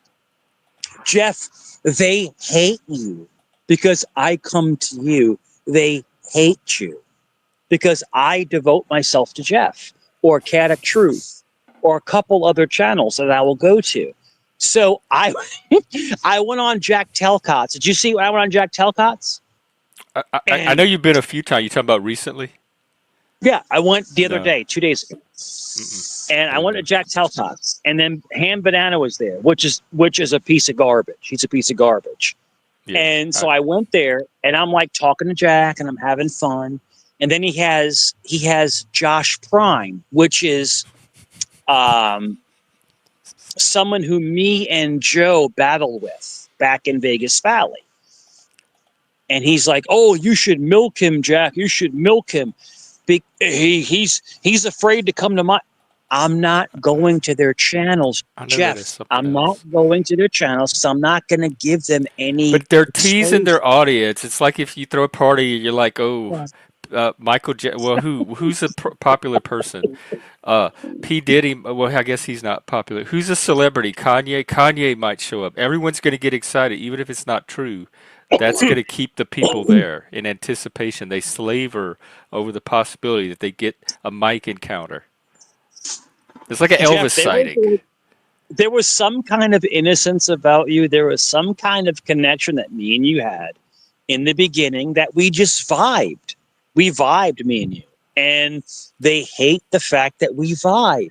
a Christian and a Satanist. No, they should be enemies. No, we're friends. I just hated you, and then some of it rubbed off on me. But it doesn't affect me. I don't lose sleep. It Yeah, it doesn't doesn't matter. affect. I don't even. I doubt I could Yeah, name two of those people right now if I had to. Jeff, they know my address. If they came to my home, Virginia is an open carry state. Read between the lines. It wouldn't work out for them. All I'm Well, trying to that say is, reminds me. What's his face? Alexander McQueen was supposed to come up and tell me his story. He had some YouTubers show up at his house with a gun and try to yeah, kill him, and then they tried to strangle some guy live on stream, and he ended up becoming friends with all of them. yeah. Um, You know, No, Jeff. tell it that's not true. I have hate videos out there that people Yeah. have made of me and are still making of me. I know that whole McQueen's not maybe Oh not right, the they whole mentioned thing. that you knew. They said ask Untrackable because he knows. Yeah, I do know. It was such a weird story, and he said he would come on the stream one day and tell it, but he never showed up. Yeah. If you, someone only I came to my home once. Someone but came to my home Wait, I want to hear the. one I want time. to hear Sorry, Dracula.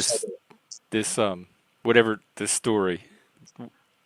I mean that person should tell it from their perspective, but from what I saw was this person was it sounded like he was trolling, and these are all New York people, and he had his camera facing to the front while he was taking a walk outside while trolling, and just based off of like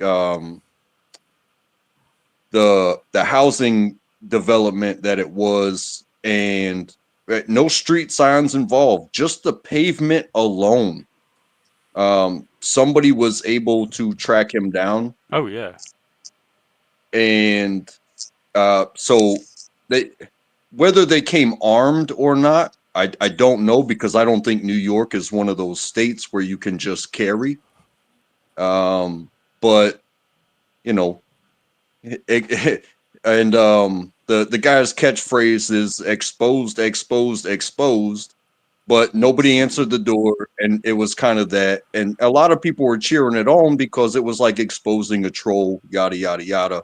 Well, that person wound up having a falling out with the channel host that it came on to, and he wound up showing up to his house, and they fought, and it seemed like a fair fight until this exposed person pulled out like it was a blade, but it's like one of those T blades, so you put it between your fingers, and then the blade sticks out between your fingers, probably like 2 Oh yeah. inches.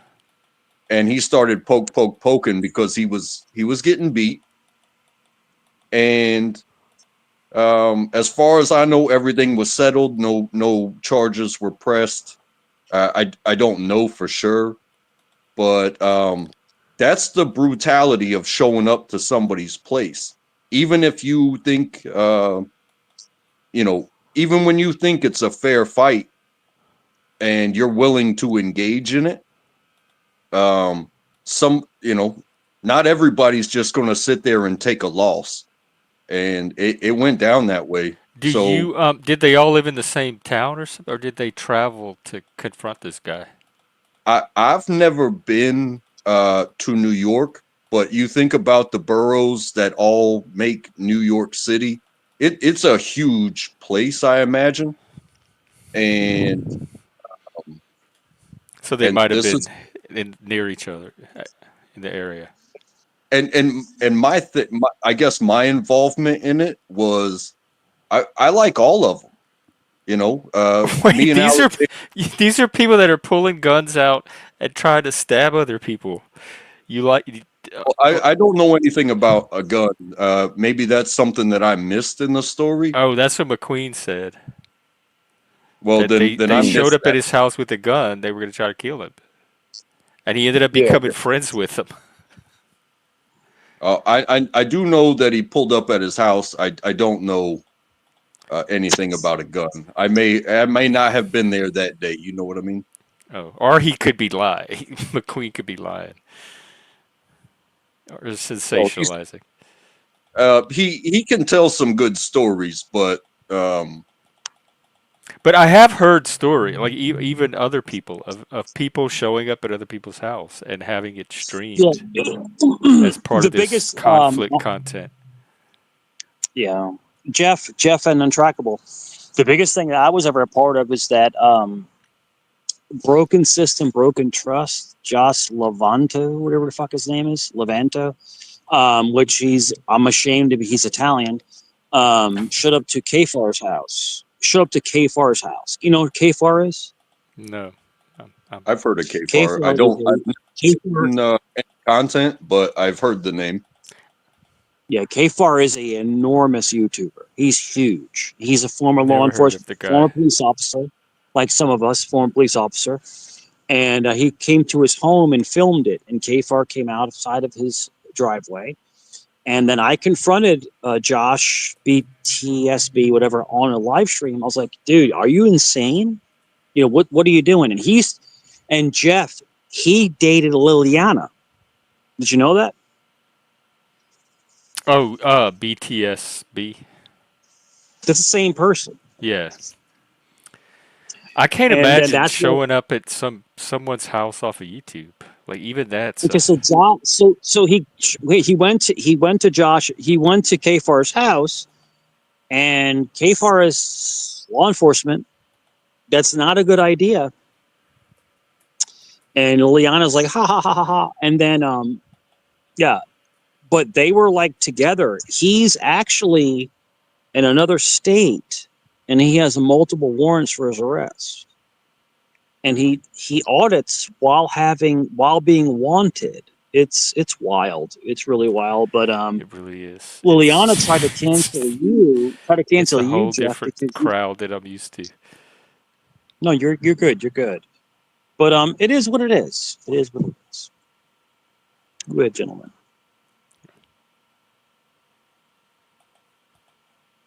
Yeah, I'm all about, if I'm not going to say I'm drama, but I think if people have drama amongst them, for those that aren't part of it, it can become part of the entertainment. But when that drama becomes like in real life, to where they're gonna integrate the entertainment side of the drama with, hey, I'm gonna go do something, watch this, it's not gonna turn out well. No, that's like those crazy fans that stalk celebrities.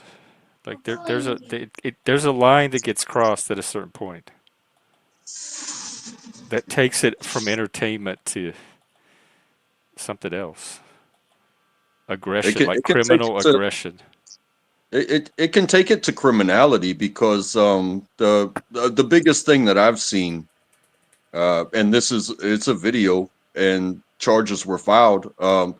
Somebody, people talking trash on the internet, and they're like, hey, I'll show up to your house. Well, they showed up to his house. They rang it.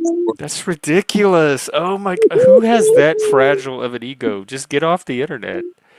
And the Isn't homeowner it great? came out. The homeowner came out of the house with a gun and basically scared the person that was streaming, back. They went back, but then the person with the gun fired a shot into the air. So when the police showed up, the YouTube drama that brought this person to their house, it was null and void. You fired a firearm within city limits, and that's a bigger violation than just walking up and knocking on somebody's Oh, door. so then they got the heat onto Yeah, you. Yeah, exactly, Zeph, for that. I I've had showed people say all kind of hateful, terrible things to me since I've been doing this. I've never had the impulse to go show up at their house. If anything, that I was an showed indication to stay away from them and leave them alone. I showed my custom AR-15 online one time. I was like, "Come over and check it out." it's it's just so funny, man. These people are such pussies. They talk all this shit. It's Man. part of it's the anonymity, and it's easy to do from behind a Yeah. screen. It's funny. It's funny. then come But over. Come who's on like? over. You have to be pretty sensitive to have somebody on a computer motivate you enough to go drive to Come over. somebody's house to confront them in person at their own home. And I you said this. pardon me, but you may be bigger and badder than the person that you're talking to, but when they answer the door with a gun, what are you now? Especially if you come from another state and you're not trying to risk all this, that, and the other. You're just going to show up to prove that you showed up. Imagine how they're going to open the Is door. it a macho thing, like a man No, no, like no, no. saving face, or? It is not worth your life, bro. I don't think it is either. I don't think it's worth it when they do it in person, like in bar fights either. I agree. I think Yeah, I think the biggest thing is that, protection, like in other words, if you're gonna run your mouth and you say, I'm gonna come knock on your door, you can say respectfully, I said this, so I got so much backlash. I got a call from the police department in my local city. I said it might verbatim, if someone was to come to my home and to threaten me, I would defend myself. There's nothing wrong with saying that, right? Correct, gentlemen? There's nothing wrong with saying if someone came to harm me, I would defend myself. That's all. That's all. I Look at understand. all look at all the fucking trolls. Look. I can't Oh, even tell shit. who's a troll anymore and who's Just All right, so a chatter. Comrade Kraftwerk is a troll. It's Intergot's a troll. I know who that fat old man is. He's a fat old man who has fucking diabetes and gout. Well, I don't know. I don't know anything about it. So No, I do that's know. all I do know. gossip. It's all good. It's all good. Not Laws is a crazy Canadian, but Well, we not love him. We love everybody. him. We Yes, love not him. us. Everybody knows We about love him. that crazy fucking Canadian. We love He's that for crazy some reason bastard. he's Yeah. attached himself here. This is his. He's Yeah. part of us. He's all under the sun. But Comrade Kraftwerk. Oh shit.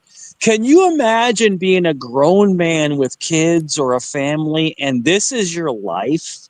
Like this is all you do is make sock accounts and comments, but you're too much of a pussy to come up online and debate someone in person. That's all. But can you imagine being welcome someplace and having anything else to talk about than drama? You're right. You're right. It's funny because and Trackable, you have to admit, like even with Jeff, with Jeff's panel, like we'll flip the script and we'll talk about random shit. And I love that about Jeff. Jeff can talk about, Trump being voted in or like freaking, DEI or like he can flip it to like talk about different like topics. But these people are fixated on bullshit. It's nonsense. What do you think, bro? Yeah, again, having disagreements and it leads to name calling. That it can be fun in games. It can be fun to watch, Yeah. especially two specific people or this side versus that side of the brain having their outs over the words and stuff like that. But when it comes to as soon as it is, I'm gonna come to your house and I'm gonna do X, Y, and Z. Yeah, What that's do you escalation. expect when you show up to that person's door? You never know who's crazy. You never know who's holding. You never know who's just some old man sitting there talking shit. You never know when you're talking to a kid. You never know when the police are gonna meet you when you show up. You never, everything is recorded all the time. So Right. even you knocking on a door and getting Right. no answer, we got your license plate and your online recorded threats, and you tried to make them come through to face somebody. That what's it worth to you to risk life for your to be Right, the right? crazy and person say, is the "I'm one gonna coming, do this, do going to that." their house in the first place. Like they're not going to worry about what So, crazy person is behind the so door. They're the crazy person. Zephyr, yeah, come up if you want. We can talk about whatever you want. Yeah, no problem. So Dagmar said, she's is Mike skinny? Did you lose weight? Please, dude. I'm not skinny. Like I don't get it. Like one day I'm We saw fat, you the one other day day I'm in that skinny. pink shirt. We saw your Yeah. that it was tight. We saw your body Dude, definition. I'm 6'3", 216 pounds. I'm in good shape. That's it. But it's all right. It's all good. It's all good. Jeff, Yeah, I'm I'd not say, as handsome as you. Right? I hey, try. I try. let's do the You're person younger. stats. I'm almost 6'2". I'm not gonna put myself at 6'2". I say almost 6'2", and I'm about Yeah. 170. That seems sturdy. Yeah. I'm I've thicker, always been I'm more. like 208, 209, somewhere like right under 210. Somewhere around there. Yeah. Yeah. Comrade, come up. You could be that person. Yeah, but beginning. but Jeff and Untrackable. I think I know your real name, but I would never drop it. I think you said it one time. It's a very common name, but we're not gonna go there. But the thing is that we are average healthy. We're average healthy people. We're healthy, and that's all that matters. We're just healthy people living our lives. But people try to make you, dude. Did you see the pictures of them saying I was obese, like with these big titties, and my face is like out to here? It's like, what the fuck is? What are they doing? Like I take pride in my fitness, dude. Jeff, every single day I jog 3 to 4 miles. Every single day, I swear to God. I jog every morning, every night Being when I get chased home. by geese No, or I wish I chasing the did. geese. But I eat very healthy. So I try to keep, as 50 years old, I try to keep myself in good shape. But they make you out to be this crazy looking person. Anyway, I'm sorry to cut you off, Jeff. Go ahead. I don't have anything to say. I mean, I've heard all this before. Y'all are both mutually obsessed with each other. Well, Jeff, I think that you are the king of all kings. How about that? King of all queens. That's you said it, Jeff, not me. But hey, listen, I'll be back. I got to drop down. I'm gonna eat something. And I'll be back, Jeff. Okay, And Untrackable, if we're still here, Untrackable, we'll see salute you. you, you bearded legend. You. I'll talk to you later, brother. Yeah. Okay. King, queen. Yeah. What's actually? Well, what's up? Oh, Zephyr said you have a tarot reading coming up. Okay. Well, I don't know how much longer I'll keep going if there's no topics. Pure natural light. Nah. I'm just an ordinary guy that I keep trying to tell people that I'm not normal, but it's getting harder and harder and harder to pull off and persuade people of because of the contrast with everybody around me. That's fair. I can say I got called out at work. My supervisor kind of pulled me aside and was like, "Hey," and he listed the names. It was like at least like 5 people, and that have complained about me. And What? and no, the complaint is that I'm moving slow. They all had the same complaint, and it's More that or you're less. slow. That's what you were complaining about that other guy the other day. Yeah. And so when you work as a team, right? You succeed together. To team together, everybody achieves more, right? And so, like, just imagine a football team, and the quarterback hands the ball to the running back, and then his own offensive line steps on his ankle. um, your own team shut you down. Or, if your line doesn't protect the quarterback, like, we don't like what you're doing, so we're not going to protect you. And then the quarterback winds up getting beat up or something like that. Well, Why do they think you're slow? I thought you were making your I I I, quotas. I do what I have to do, but at the same time, to make things a smooth day for my team, I'm that one. I will dumb myself down so that way you don't have to try so hard. But when I try them, I could turn around and say, "Hey, they're not doing what they're supposed to do." When I go 100, it makes them look bad. That's the opposite of what I run into. They complain that I'm working too. I'm I'm working at too high of a pace, and it's hard for the rest of them to meet that standard. Like I'm raising the bar, and it makes it harder for everybody else. But I don't have a lower bar. That's what I go in to do. Like I'm in the wrong job if me raising the bar is a problem. So how do you know to dumb yourself down? Like what are you picking up on that's even telling you to hold back or pull back a bit?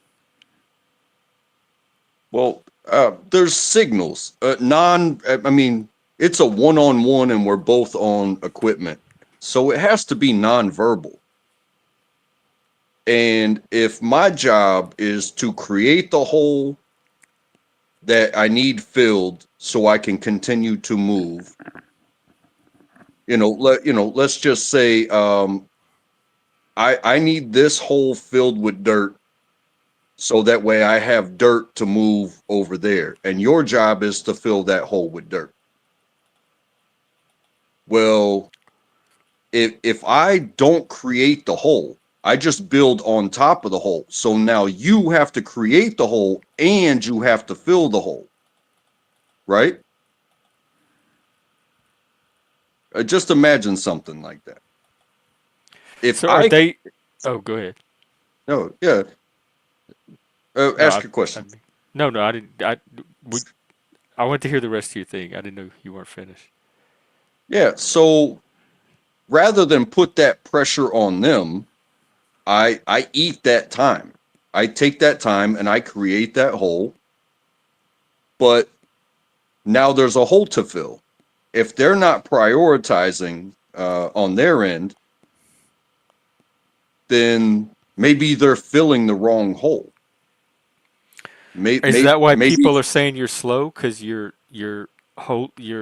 deliberately slowing yourself down to compensate for the shortcomings of your team, but it's making you look like the slow one. Oh yeah, but there's something to be said there too. And I'm no Army Ranger.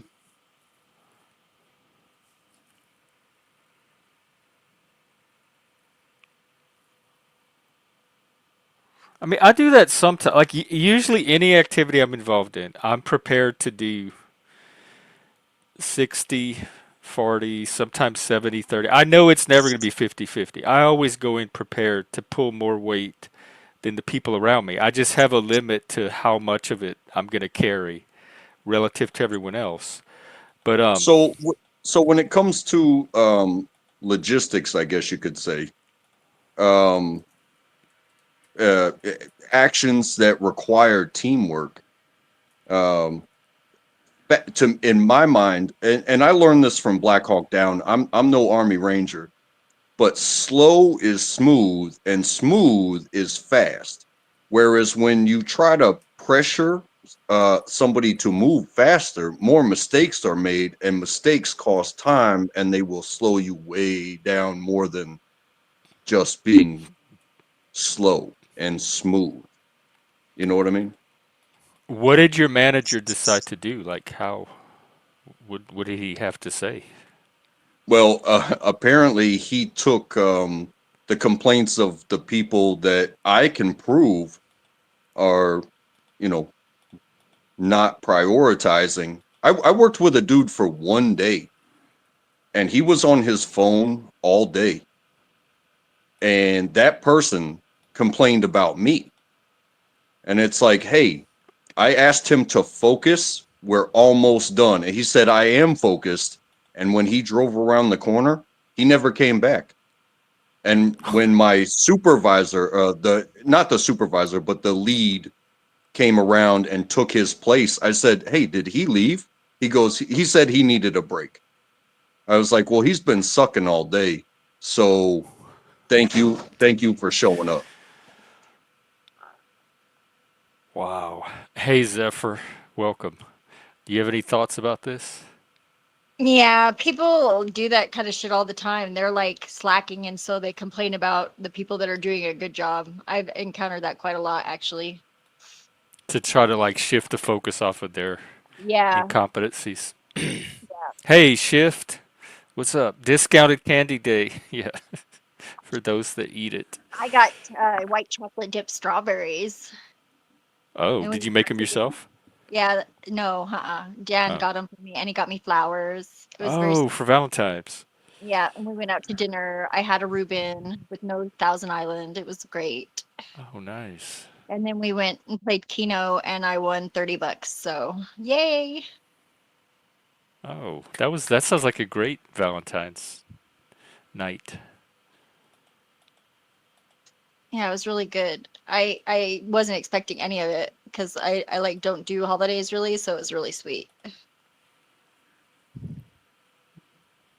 Oh, so he surprised you? Yeah.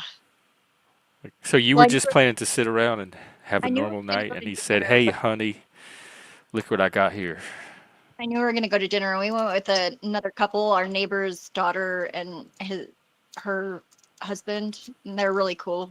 I like them. Shout out Ella That and April. helps. Yeah. Yeah, that sounds good. Did you do anything untrackable? I I brought my daughter a Dr. Pepper, and you know, Shaquille O'Neal has his own brand of gummies. Like weed gummies? No, Oh, that's what. You mean gummy bears? I don't even know. yeah, Nowadays, when people say gummy, I never think they're talking about gummy bears. no, these are buy at the convenience store. They're called Shacks, and they are just gummies, like gummy bears, except instead of bears, they're Shaq's head, and you can get them in the What? Sours. I'm looking at them now. No, this looks like a parody product. Shackalicious Yeah, gummies. and we just Who? call them Shacks around We here. should all have gummies made of our of. Look at this. Coming soon. We Yeah, need that's it. Panelverse gummies. I know Tommy's We could do selling this. THC gummies for $10. The limit Tommy. Yeah, So it's just candy. he found a Yeah, whole that store. So you that got some green. of that for your daughter. Yeah, the green bag is the sours, and the purple bag is the regulars. I love the sours. A cactus. What is that? A truck and a shamrock. Watermelon, pineapple. I don't find his face very appetizing though. I know that's like who would think to make some candy out of Shaq's face? I mean, That's I It, like animal crackers. And I like to bite their heads off, but I don't know. they That's a they weird. are. I will say they are delicious, and they are cost effective when you think about the comparative prices of like Sour Patch Kids and stuff like that. When oh, you they're go into cheaper. the, He undercut the them. How is this not racist? Like eating the black man's head or face. it's delicious. What are you gonna do?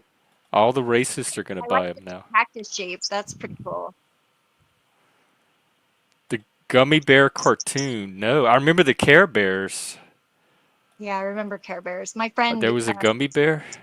My friend Kelly has a but she collects Care Bears and she has all these shelves up on her in her bedroom and she has them all up on the shelves and she says they're her feelings and they're right where they should be. Like I hate the Care Bears. I think that was the start of this sappy feelings. But I I'll say really like Trend. this: My Little Pony. as far as me and my wife go, like she knows I am not really a holiday person. I'm more likely to St. Patty's Day or the 4th of July. But like Christmas, All holidays. Thanksgiving, Valentine's Day, stuff like that. I really don't get down. So she said, Happy Valentine's Day. I said, don't worry, I'll pay the mortgage tomorrow. Ugh. That's Oh pretty my freaking God, I do remember Rainbow Bright. Is no. she the one? No, I'm thinking of Strawberry Shortcake. I remember Rainbow Bright, but Strawberry Shortcake, I loved her because they had all the little. She had the whole little family of toys, and they all had a different smell. And I loved. My sister collected them, and every time she got a new one, I got so excited because it was a new smell that I got to smell. You know what sucks though? The smell does not last. Kelly bought some on eBay, some original ones that were still in the boxes, and they're it's like a time release scent from the plastic. I don't know how they pull it off, but they don't smell anymore, unfortunately. And there's no way to get new smell either. So, No, like, because it's infused in the plastic. oh yeah, I can still smell the strawberry. She had her whole room decorated strawberry shortcake. Yeah, I I could was really still into remember Michael the Myers. That was my thing. and I guess blueberry it's not muffin like Bears, and but purple pie man yeah. and the snake dregs. Hey, Axis, what's up? Happy Long time no weekend. see, yeah. Yeah, welcome everybody. And good Yeah, to see paying you, the Zephyr. mortgage, that is a sexy move, man. I think that is a good one. Paying the mortgage. Yeah, I thought that's a great Valentine's Day gift. I love you It's the enough to gift keep a that roof never over your goes head. away. Do what? I said it's the gift that never goes away. Yeah, I'm just glad we don't the property here is already paid for, so we don't have to. We just have to pay the property taxes and the utilities. So that's nice. Are they high over there?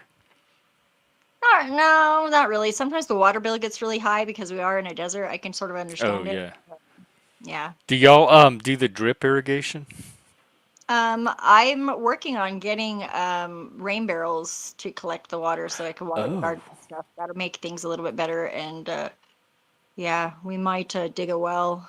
Maybe this place should really have ditch rights, like irrigation rights. But I think whenever um, they bought it, that was not included for some reason. So the irrigation rights, because we live right by the ditch. It's like not far from an irrigation ditch. And it used to Oh. run down here, but they used to have a pipe. Yeah, I grew up near ditches too. Yeah, me too. We had this like 12-acre field like behind our house that there was this gigantic cottonwood tree that had been struck by lightning and half of it like fell down. So it was like we would just go across the field, even though it was kind of treacherous because it was filled with Russian thistles, which are really spiky. They're like Oh really, yeah, I remember those. but I used to eat we them. would go and sit by the ditch on the cottonwood like tree that fell. I think I probably carved a few signs in it with boyfriends or something, you know. I used to play in them when they weren't when they were dry, when there wasn't too much rain. I would take my dinosaurs, and that was the cliffs, and I would make little caves and dinosaur villages in the sides of the ditch. Yeah, we forged some paths across the field for the dirt bikes and stuff. It was cool. I had a pretty idyllic childhood, really. I mean, even though my dad was a narcissist, and whenever I started like turning into a girl, like officially, and he couldn't like just see me as a little kid, he was kind of mean to me. But other than that, it was like, I mean, I always had everything that I wanted, needed. Me too. And Those are the kind of childhoods that'll fuck you up. Like yeah, having too good of a childhood. a little bit, yeah. But I had good coping skills. Thank you, mother. My mom is the best. Yeah, that's it. Yeah, it Hey, did not prepare me for life in the adult world at all. Yeah, me neither. My mom was a great mom, though, you know, and she did probably too much for me. I want to, you know, tell people that you don't need to like totally like do everything for your kids. You should get them to do things for themselves as soon as possible. She had a maternal instinct. Well, I think she raised her siblings too, because her mom wasn't that great of a mom. So, Oh yeah. and my marrying my dad, getting pregnant and marrying my dad was kind of her escape from a really bad family life. So I could sort of Was see. Do you have siblings? Was it just you, or you had siblings? No, I'm an only child. Ah. Yeah, my dad wanted a boy, but my mom was like, "I'm not doing this with you again." What? And as soon as I was graduated from high school, they got divorced. So Oh, that I would it, if I was. it can be a tough time, but I can say that my best friend was raised an only child, and as soon as he graduated from college, um, mom left dad, Yeah. and yeah, Well, and I was like, my dad was really like hard on me. Like he would like pick on me all the time, and I had to make straight A's. Like my reward for like getting good grades was that I didn't have to take his boots off until the You next didn't school. have to do what? Take his boots off when he got home from work. Oh. So he'd make me take his boots and his socks off, like when he got home. that is What? insane. Yeah, well, and he bare ass spanked me until I was a teenager, He and made and then he made you take his boots off, but then if you got good grades, that was as my that reward. was the reward that you wouldn't have to. I know it's friggin' fucked up, right? It sounds a I, little, yeah. And I was like, if I like got a bad grade on a like some homework or something, I would like cry at school. Like I was like not emotionally capable of dealing with that because it was just like, yeah, he was pretty bad. I understand now why he's the way he is. It's all good, but it was grandma's fault probably. Who knows why she was Because of messed up. grandma. Yeah, grandma was a gold digger, and my grandpa was just too nice. And I think my dad just saw that, and he resolved not to do that, and he had like trauma when it came to like because he was abandoned by his own mother, like when he was very small. So I think he just didn't like women much. He oh, didn't seem to like either of us. but that it comes crazy that you even say that. Not liking women too much as far as respect and stuff like that that's one aspect of what it made me think. But that's your child. Yeah, That's not a woman. That's your he's child, and probably it will like be your child until the day you die. Yeah, and he just didn't ever take the time to really get to know me once I started to mature. He just like cut me off. Like we were best friends when I was little, and it was really kind of confusing to me, but I can see why he's that like that now. So I'm okay with it. I mean, I did get some good things from him. He has great taste in music. And so I got that from him. Gotcha. And also with like even my wife, and my wife's the oldest of three. When her and they were a well-to-do family, if you will. Um, when the youngest, her brother, graduated from college, that same day, um, her mom announced the that they were going to split.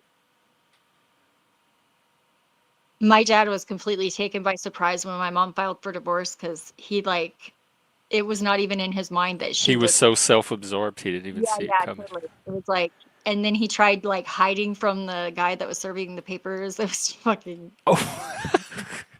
Like if he didn't get served, then not it wouldn't gonna happen. participate. He's not gonna volunteer. Like he wasn't gonna accept that was the outcome.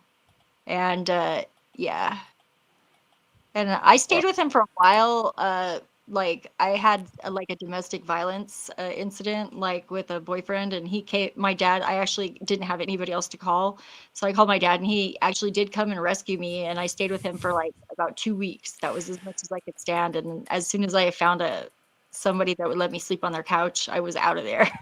It's like I I can tried. say this as I can say this as a child as well. Like my dad had 6 kids over 2 marriages, and I'm the only one that he talks to. And I think it doesn't matter about my success or anything like that because I grew up without him because my parents divorced when I was like 3. But having been the only one that served in the military, and he was a military man, He doesn't care that I was a cook. He cared that I did what I said I was going to do. And so when he when he calls me, I answer the phone. When I call him, he answers the phone. And this is very few and far between, but there's always love on the other side. Oh, And I think, and honestly, I think that is the only connection, because I could be, even being out of the military and only having done a short term where he did an entire career. Um, that connection, he stands by it as long as I have that forgiveness for all the things that could be called out from the past. We're here today, and so that's really as far as in a microcosm, the only thing that I can point out that is a respect he gives me above all of my failures. You know what I'm saying? Yeah. And see, I have a great relationship with my mom. I talk to her like wow. probably 3 or 4 times a week at least, and go and visit her pretty regularly. She lives about a 3 or 4 hour drive. But my dad, I didn't talk to him for like 15 years. And like I tried calling him probably about 4 years ago, and he was still saying exactly what he said before. It was like whenever I got pregnant with my oldest, and then the guy ran away because he was not like psychologically mature. He was just very cute.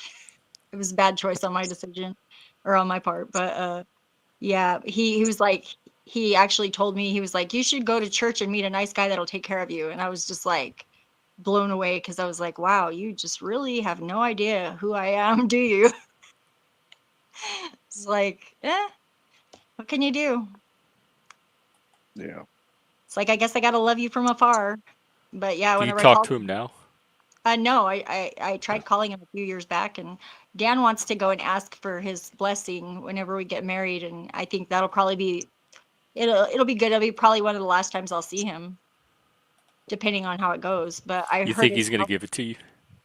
I it doesn't matter if he does, but Okay. Dan, I think it's just like it's sweet that Dan wants to try to do that, and I think it'll be good for me to see him face to face. Because I think it'll be the first time that he doesn't actually have any ammunition and he can't fuck with me. He has his blessing. Yeah, it doesn't He could matter play though. games with. It doesn't matter to me if he wants to give Okay. it or not. So, but Yeah. I think it's sweet that Dan is a little old fashioned like that and wants to ask. And it'll give me a good, like a opportunity to prove to myself that I'm really over how he treated me. So, and I'm pretty sure that I am. So, Hey, a little bit similar, but a little bit different. Was that when I decided to engage and pop the question? My wife's parents had already been split for a couple of years, only a couple of years. I think it was like 2 or 3 years, and I had not even met Dad. In fact, everybody in the family kind of stayed away from Dad at that moment and huddled around Mom as she kind of rebuilt, and Dad stayed where Dad had been for their entire lives. Um, I was up uh, at the house, and I didn't really corner Mom, but I was like, "Hey, come over here and talk to me." I said, "Hey, I'm gonna be back up here in about 3 weeks, and I'm gonna have something to say to her. Is that okay? But I'm kind of waiting on some money to come in, so that way I can get a ring." And her mom said, "No, no, no, no, no. I have the ring." And you know what? That touched me so hard. oh, that's It so, yeah. yeah. Well, When my she used her ring. She had like a ring she was saving. Well, it wasn't her ring, but it's an heirloom.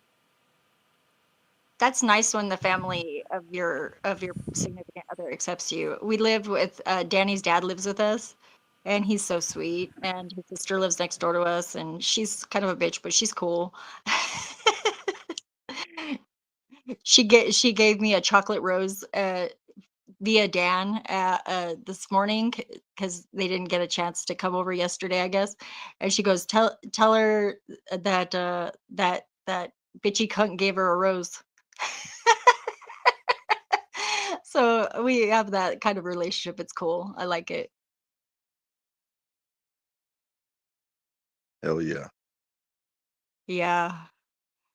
My mom already really likes Dan. I mean, they're only 5 years apart in age because he's like 12 years older than me, and my mom was only 17. So that was a little weird. I was kind of a little bit anxious about the first time they met, but they got along really well right away, and she could tell he treats me really well. So she's happy.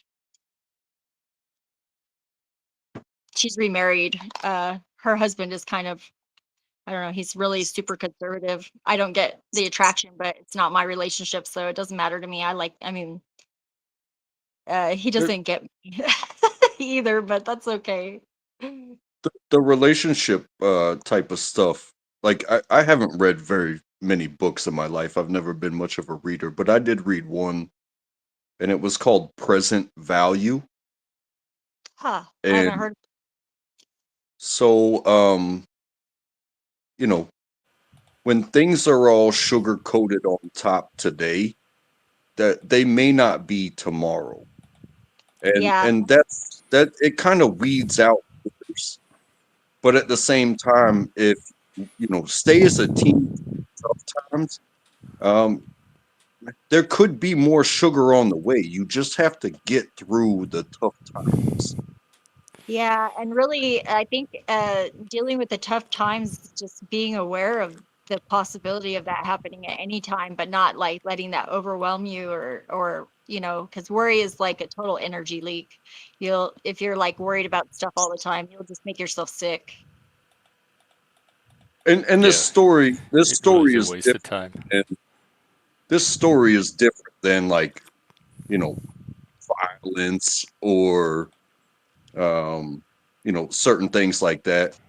But it's just like, oh, we're not living like we used to, and I blame it on you. So I think I could find better around another corner. Or why are Yeah, you blaming me for everything? Or, raising kids, it's clearly not easy because as a parent, it's not the same when they're newborn as when they're a toddler, as when they're or an infant, as a toddler, or as a preteen or a teenager, and you have to reshape your relationship to be able to deal with these things. But on yeah. the other side, the job Someone, you have now may not be the job you have tomorrow. So if you have to take half of your salary and maybe you got to move, and it's like, oh, well, you're not doing it for me anymore, or the kids are gone and I can finally be free. It's like, hey, how about you just pump the brakes a little bit? Because I've said this to myself, and I think my wife agrees. I think my wife agrees because of the path that we're on is people sitting on the porch still talking shit to each other, having been married our entire life, from the moment we said yes. And having been through all that and having, sent our child out into the world and just be chilling, we're still going to talk shit. But at the same time, I you love that know, about my Dan. He always talks shit to me, and I need that. I really do. I mean, because it really does balance me out. Yeah, me too, I And guess. he's one of the people I'll take it from. It's like everybody else, I just ignore them. But, sometimes, yeah, I mean, he's the only person that's capable of really hurting my feelings too. But he doesn't usually. That's good. On purpose? No, he never does it on purpose. Oh, I think he usually just sometimes knows he's the just grumpy, buttons. like he's had a hard day and things didn't turn out the way that he thought they were going to, and it's totally his fault. But like, maybe I just wasn't as sensitive as I could have been, and so I get the little lashback. It's not a big deal to He's me. what? He sounds like a big whiny baby. No, not at Oh, all. He is very sensitive, and I like that. But yeah, no, he's not whiny. He hardly ever complains, and he's always like everything he does. He knows that he's responsible for it. So He doesn't get grumpy very often, Oh. but sometimes he'll. Oh, Dank, I just got it. Oh my God. I've been watching this hang on, I'll post it. This YouTuber just did a whole video on her. I didn't make the connection. Let me find it.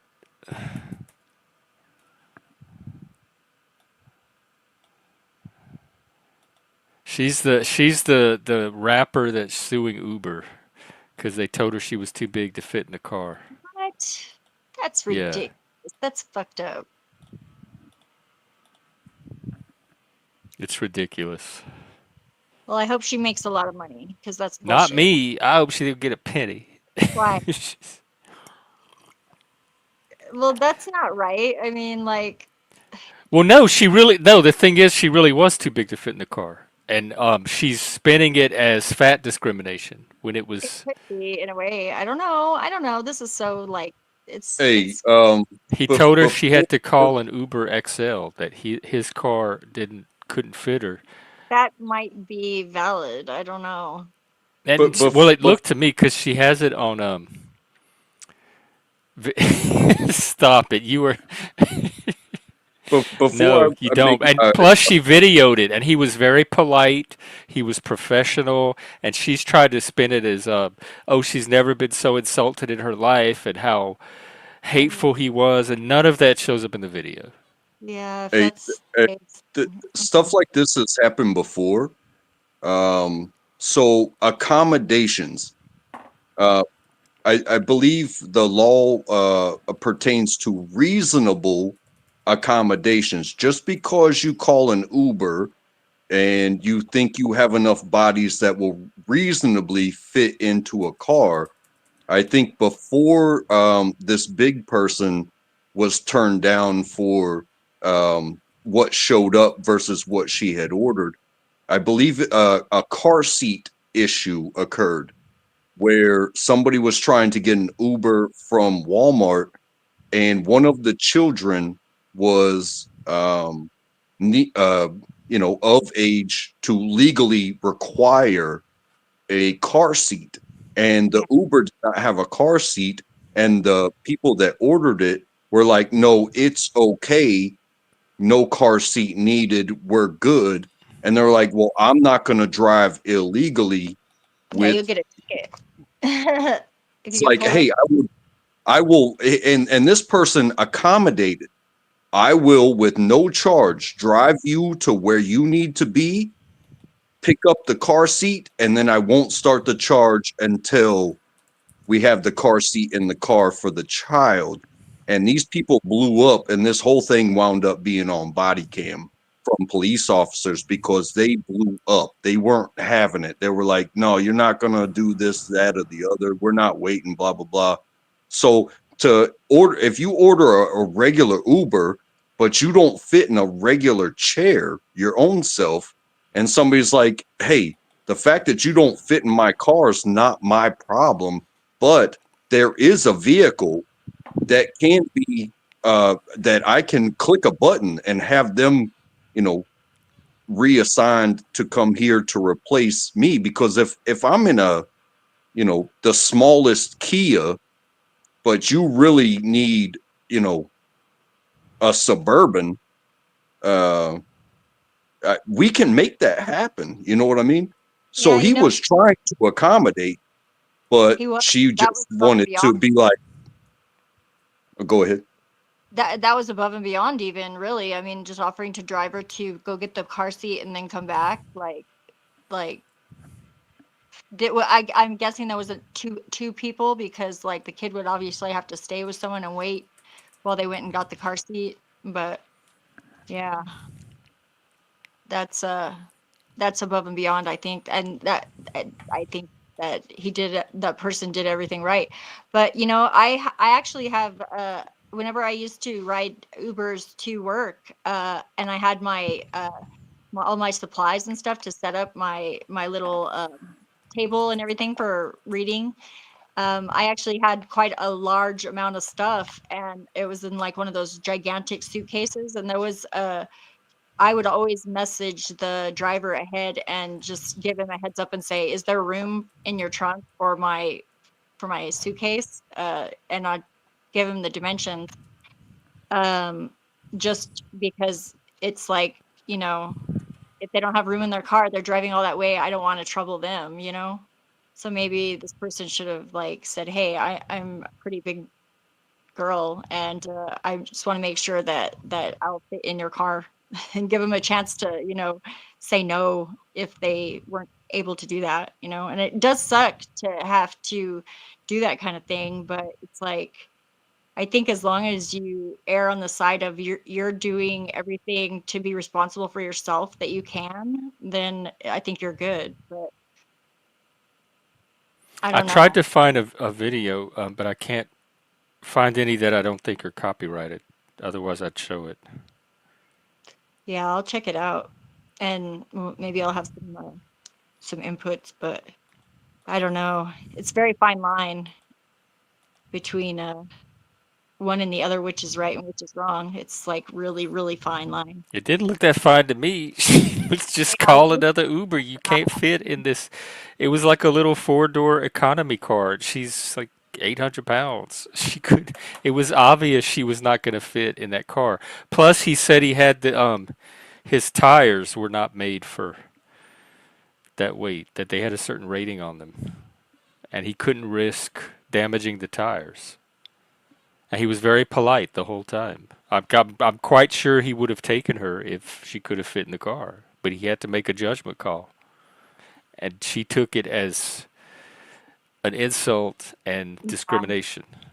well, and I think that blaming is lame in general. Like, so that, but I'm anarchist, like self-responsible kind of person. So it's Me like, too. It would have been more embarrassing if he had let her try to get in and she got stuck. She would have been more shamed if she got stuck in the car but and maybe that's couldn't what people fit. should do He in was the doing future. her a favor. Then they're like getting their own natural consequences instead of like being able to justify blaming other people. Moose, I hope so too. I hope it levels off. I guess you can't tell them that you deserve a break today because then they might think you're working for the competition. Yeah. Well, and I find it's just better to err on the side that it could be your fault, you know, all the time, you know? I mean, don't let people take advantage of that. Obviously, if somebody like keeps coming up repeatedly that you're, you know, making concessions over and over. I But mean, when you're that big, you know you're that big. It shouldn't be a surprise that somebody is concerned about their car if you get it. She sounded so caught off guard in this video that like But she's yeah, trying to pass herself off as just a normal, ordinary woman when you know that you're not. When you're that size, don't pretend. Hey, and Bex. that's true, I guess. uh, this same person, I don't know if you understand who Charlemagne the God is. He's a radio host. I'm Yeah, I sorry to know him. say I don't. Yeah, I know Well, him. this person went on to his show, which is visualized and posted on YouTube, and you know, you sit around like kind of like a round table, and everybody gets their microphones, and they have chairs, like office chairs, probably pretty nice office chairs. And this big person comes in and sits at the chair that is for her, Look at this.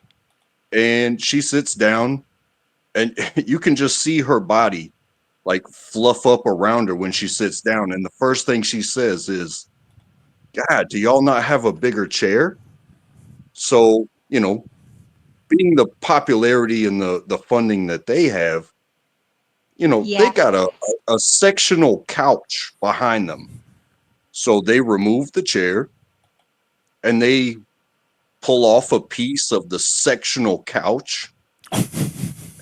Pull off a piece. Oh, because it's a sectional. You meant like, okay. Yeah, it's like a rounded Yeah. uh, yeah. couch kind of thing.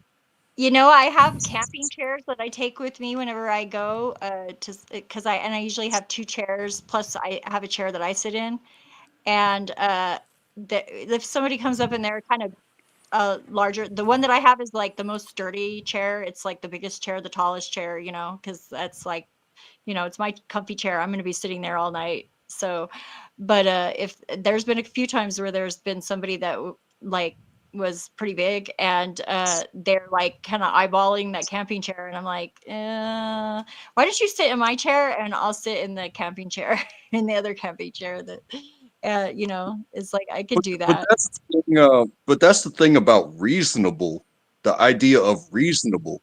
Yeah, Like, reasonable. hey, if we have a couch that we can pull up so that way you can sit and talk on the microphone about how this Uber driver did you wrong, Yeah. that's one thing. You have options in that room.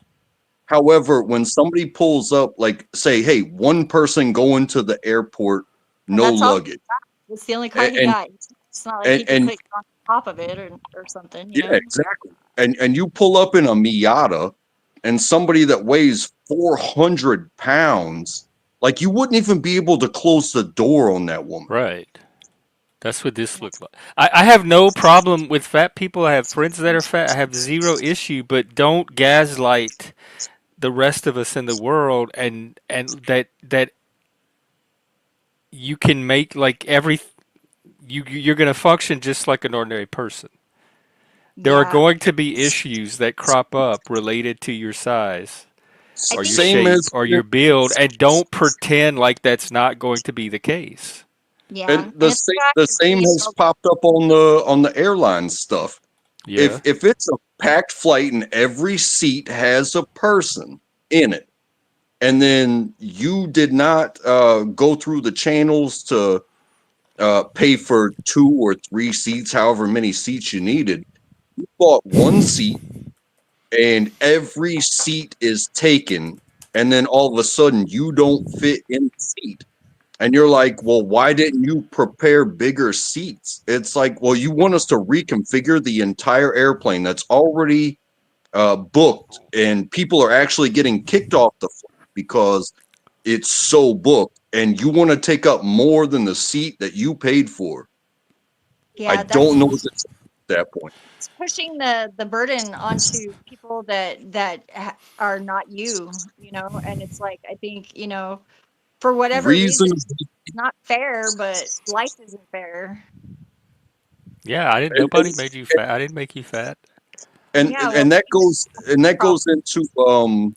into God, I can't remember what the law is, but it's the about disabled people's Yeah. The reasonable. ADA. Yeah. Yes, Accommodations that they can I think go it's around. actually the ADAA now. I think they added another A to it. But Accessibility. if it's not reasonable to think that if we can't provide you to do what you may be capable of, or what you applied for to be But capable obesity of. is not even a disability. I don't even know if that's covered by the act. I think some Because like most of the courts have said it's not.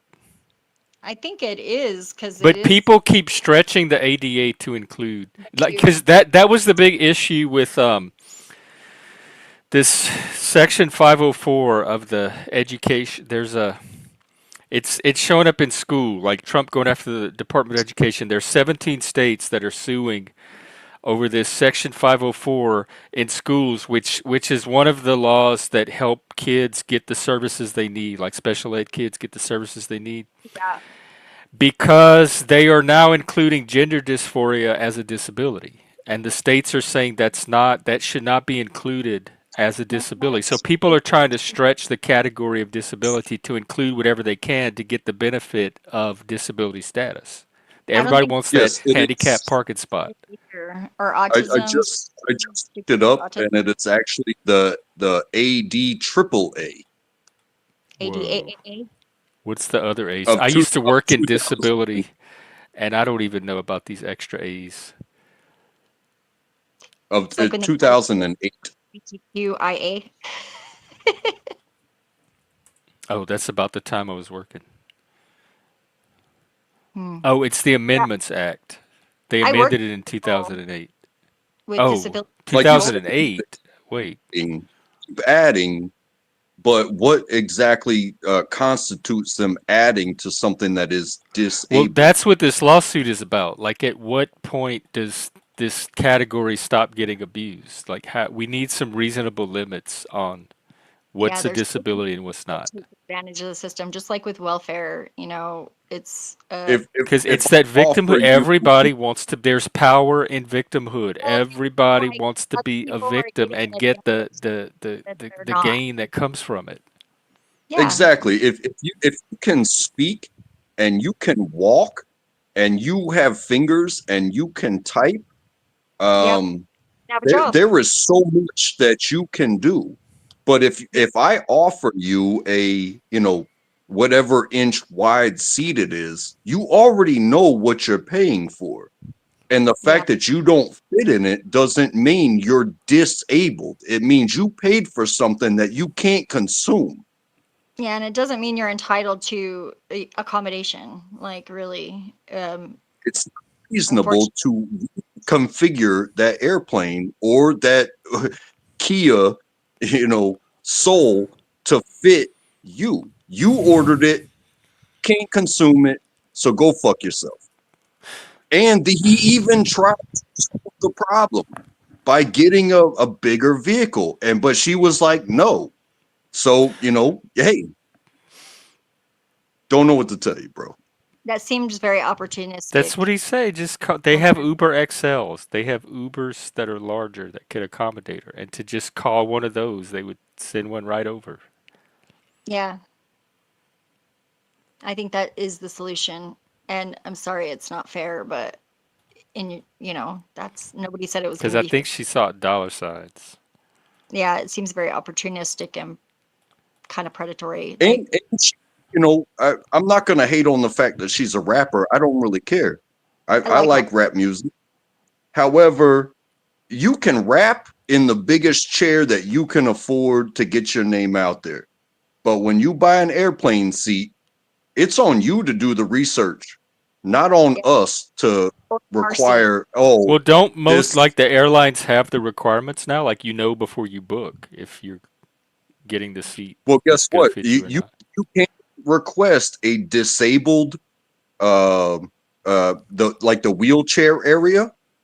Yep. I stood up for like 3 hours and watched an entire movie in an empty disabled wheelchair area on an airplane. It was a 15-hour flight. I stood up and watched an entire movie. If you brought your own flight approved chair that was big enough for your ass, I'm pretty sure they could put it there. But that's Yep. on you to bring your own device. Yep. I twisted my ankle the last flight we took back from Oregon after the moving trip. We were moving somebody in a box truck. Um, I twisted my ankle in California on the way there, and there was wheelchairs out front, and Dan was like, "Sit down. I'm going to push you through the term- to the airport." And they asked if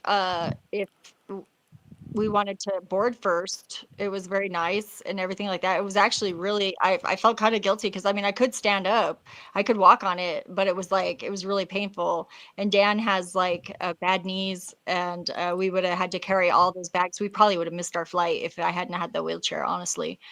But yeah, they're pretty accommodating when it comes to even somebody that, like I just twisted my ankle, it wasn't like I was totally disabled. I could hop on my leg if I had to, but they didn't make me, and they actually were very accommodating.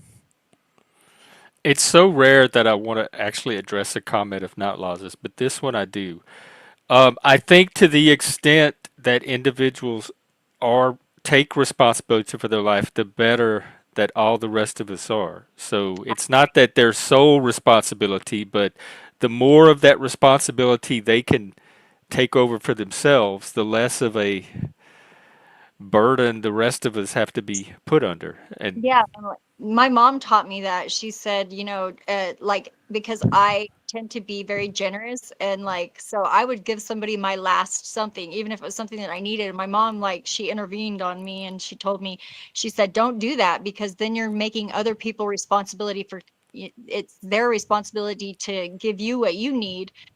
You should just keep what you need, and let those people sort it out for themselves, because then everybody will, it doesn't roll downhill that way to where, people that, you know don't have any I mean, they're just like carrying you, and so you feel good because you're being generous, but that's not worth like burdening other people just to get what you need later. You're just basically like making other people responsible for yourself, and that's not cool. Well, Here's where just imagine, the bad imagine a faith situation starts. like We're this. not even talking about this. You're switching it to a totally different issue. So you're not Imagine something. you are disingenuous. Yeah, that's not the case uh, either. Imagine somebody like this that is way more famous than whoever this person is. Dank DeMoss, John remember that name. Learn that name. Everybody's gonna know her. Well, I don't. John Madden was afraid of flying. He didn't get on that airplane and make that airplane just roll down the highway to get to where he needed to go. He bought his own bus and he just had a driver that would drive him everywhere he wanted to go. You understand the reasonability of accommodations. You Yeah, can't just do certain things and think that it's going to work for you. You're yeah, not and disabled. You're fat. I'm sorry. we understand society exists, but at what point do you draw a line? Because there are people that take advantage of that as well. And why should someone that, saved and scrimped and, made sure that they had enough money to rent the apartment that they wanted, why should they, and why should the landlord like lower their prices, you And know? I rely on the people that make up the society to do their part. It exists. It's composed of individuals that are supposed to uphold the basic norms necessary to keep that society going. So it does not exist for people that are not going to do their part and are just going to expect society to be there to meet their needs, but not put into the society themselves. Yeah, because they're victims and they feel like they're entitled to the Hey, and accommodation. I'll say this too. On that interview with Charlemagne, she referred to the F word, and everybody in the room thought she was talking about the slang um, connotation for a gay person. Oh, But the Yeah, fat. Yeah, the fat. She meant fat. So that's the she new was taboo. talking about fat, and she was like, "I'm not going to say I that don't word." say that word. I'm not going to say that word. And then she got everybody around her. It's like, yeah, yeah, are we you should say offended by that that word. word though, Jeff? Like, The because what? I know a lot of gay people that just like Well, no, really like. the fat. The F word for her was fat. Oh Fat yeah. is the new faggot. Oh She yeah. would. Well, they need to embrace that and say, "Yeah, I'm fat, baby. I got a fat I, ass." I I didn't watch the interview. I watched a commentary on the video because I had only heard this story in the news that she had a lawsuit and that a big person, I didn't know she was a rapper. I just thought it was a big person that was complaining, yada yada yada. Come to find out, she's like pseudo, popular in some sort of community, but she's not mainstream. She's a nobody. Just now she's doing her thing. God bless her.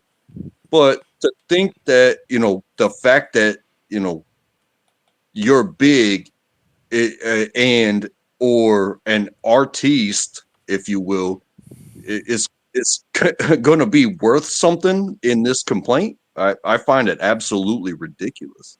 Yeah, that lady that sued McDonald's for the hot coffee, they did change. They labeled the coffee lids so it said that it was hot, and she did get a lot of money though, and that was, Yeah, that's up to the. license. She has the right to sue. Anybody can bring a suit. It's the system itself should filter out the frivolous ones. And Well, this yeah, would somehow didn't get filtered out, so the suit was allowed to go through. So I don't fault her for that. caused The a lot amount of of money she was awarded, I think, is where it, my criticism would start. yeah, it was ridiculous And how much that's not money. her fault either. Whatever dumb judge or jury gave her that amount is where I would stop it. Yeah, it was probably like, well, I don't everybody. I don't have a problem that she made the complaint like, "Oh, I burnt my lip on a coffee," but it's not worth millions of dollars. I'm I sorry. know. Well, and part of it is her cuz I've had hot coffee before. You don't know how hot it is really till it touches your lip or your tongue. And I've had coffee before that I've had to put down because it was way too hot and I didn't Yeah, realize there was no way to tell ahead of time. So I she don't put really fault like, her, but that happens to Exactly. everybody. That's not a lawsuit and that's not $1 million judgment. yeah, no, they offer drink carriers too, so it's not like you have to have it I between your legs. Imagine buying a coffee maker, and you have to reach boiling temperatures to make makers work, right? Yeah, So you make your own coffee at home, and there's no warnings on this coffee maker. It's just measurements and stuff you Nope. put in and what you expect to come out. No did you one's know doing Drink that this. You're talking about straight. something that not a single person on here has said. You're making shit up, which is what you what, not do. lies? There was a vaccine for Lyme's disease, and there was so many frivolous lawsuits that were really not they didn't have any bearing, but it cost so much in lawyers that they decided to take that off the market because it wasn't fiscally sound to have it as a product because they were being sued just randomly for this vaccination. They still have it for dogs. It's fine for dogs. And I guess if you know a vet, you can get a vaccination yourself if you know the proper dosage. But I'm not offering medical advice, and I wouldn't do that. But I think it's bullshit that you can't get a Oh, vaccine. wait. I'm looking at the suit itself. It's not even about her lip. She accidentally spilled it in her lap. Yeah, she had it between her legs. And she Totally. had third-degree burns. But you don't. Accidentally, she did it to herself. It's not. It might have been an accident, but it's something that she's responsible for. Nobody did. There's nobody that wronged her in this And situation. changed She after that. spilled hot coffee on herself. After that suit is they labeled the lids and the sides of the cups that said that caution it's hot because apparently like you have to notify people. That's why there's like stupid like things on certain products like that say, keep away from children, And that she only got 160,000 for medical It expenses and differs. 2.7 million. They determined that McDonald's was 80% responsible, so they assigned her 20% of the responsibility, but they said that the coffee was hotter at McDonald's than anywhere else. So it was the temperature of the coffee that Can McDonald's was can you get hotter responsible than for. boiling? I mean, burned water seriously. out of a microwave that was a fourth degree burns. So it's not I had I microwaved water But in a plastic bowl and it collapsed on my arm and I had fourth degree burns. They It's did a not that. whole documentary on it called Hot Yeah. Coffee. but look at this too, because McDonald's has been sued for damn near everything. Look at the chairs that they sit in when you go into a restaurant. Are they labeled with a weight limit? So, you got McDonald's with the hot coffee getting sued for somebody spilling coffee on themselves because they couldn't hold on to it, yada, yada, yada. McDonald's has also been sued because somebody sat on a chair and it broke. So if you take it back to this, how much do you weigh? Um, are they going to put the weight limits on the chairs so somebody doesn't come in and sit on a chair and it break and they'd be like, well, you didn't tell me it couldn't hold my fat ass. You know what I'm saying? Yeah, and it's causing all this unnecessary bureaucracy to get involved, which is like stupid. It's making everybody's life harder. It sucks. And she attempted to settle for 20,000 with McDonald's before the lawsuit, and they told her no. So I can't really Yeah, fault her for that either. yeah, no, that's probably why she got that big settlement too. McDonald's only offered her 800. and she's wanted 20, That's which really is fucked much up more for reasonable than 2.7 million. So So part of it is their reluctance to settle helped bring it on themselves. yeah, that's true. I see fries when I watch a McDonald's commercial. I see fries, and if there's a guy died of a heart attack in it, I look past that to the fries. Well, see, and like with people smoking, it's like the company had research that said that there was bad things that could happen, and they didn't release it to the public. That's why they have to pay so much for And it people. was a jury of 12 people, so it wasn't a judge. Yeah. And there was a warning on the coffee cup already. Oh, was there? Yeah. Oh, they But added it. the jury decided that the warning was not large enough nor sufficient enough. So they They made might it have worse. added extra detail in their warning. Have you seen the warnings on UK and European cigarettes? It's like takes up the entire package of it's totally not like the one side that it is here in America. It's pretty crazy because it's like, and they're like, it's pretty. There's like some like pretty graphic anti-smoking commercials that they show in Europe too. I mean, it brings up another side of the argument that I saw today was talking about the Department of Education, and when the programs within the Department of Education, they teach sex ed, they teach health, they teach physical fitness. If you decline to live where taught was the healthiest way to live, and you don't exercise and you don't protect yourself in the ways that you were taught to, and you just go down that McDonald's road, and then all of a sudden you have, a premature heart attack, and the only thing you've ever eaten is McDonald's. Is McDonald's to blame? No, it's not Because McDonald's. we are publicly funding the Department of Education to send you through these programs when you go through school. So are you declining the information that was free for you to get? That's kind of a weird thing because it's like I didn't even know about drugs until Just Say No, honestly. Like that educated me that there was like drugs existed. And I think it probably led to me like experimenting earlier than I probably would have had I not known and gone through that program. So I think sometimes it's like counterintuitive, but it's not always good. Yeah, but But they said don't do that. yeah, they said don't, but it's like that makes it more attractive. Whenever somebody says don't do something, a lot of people will like want to do it. It's like my Well, next door they neighbor. also say don't eat McDonald's for every meal.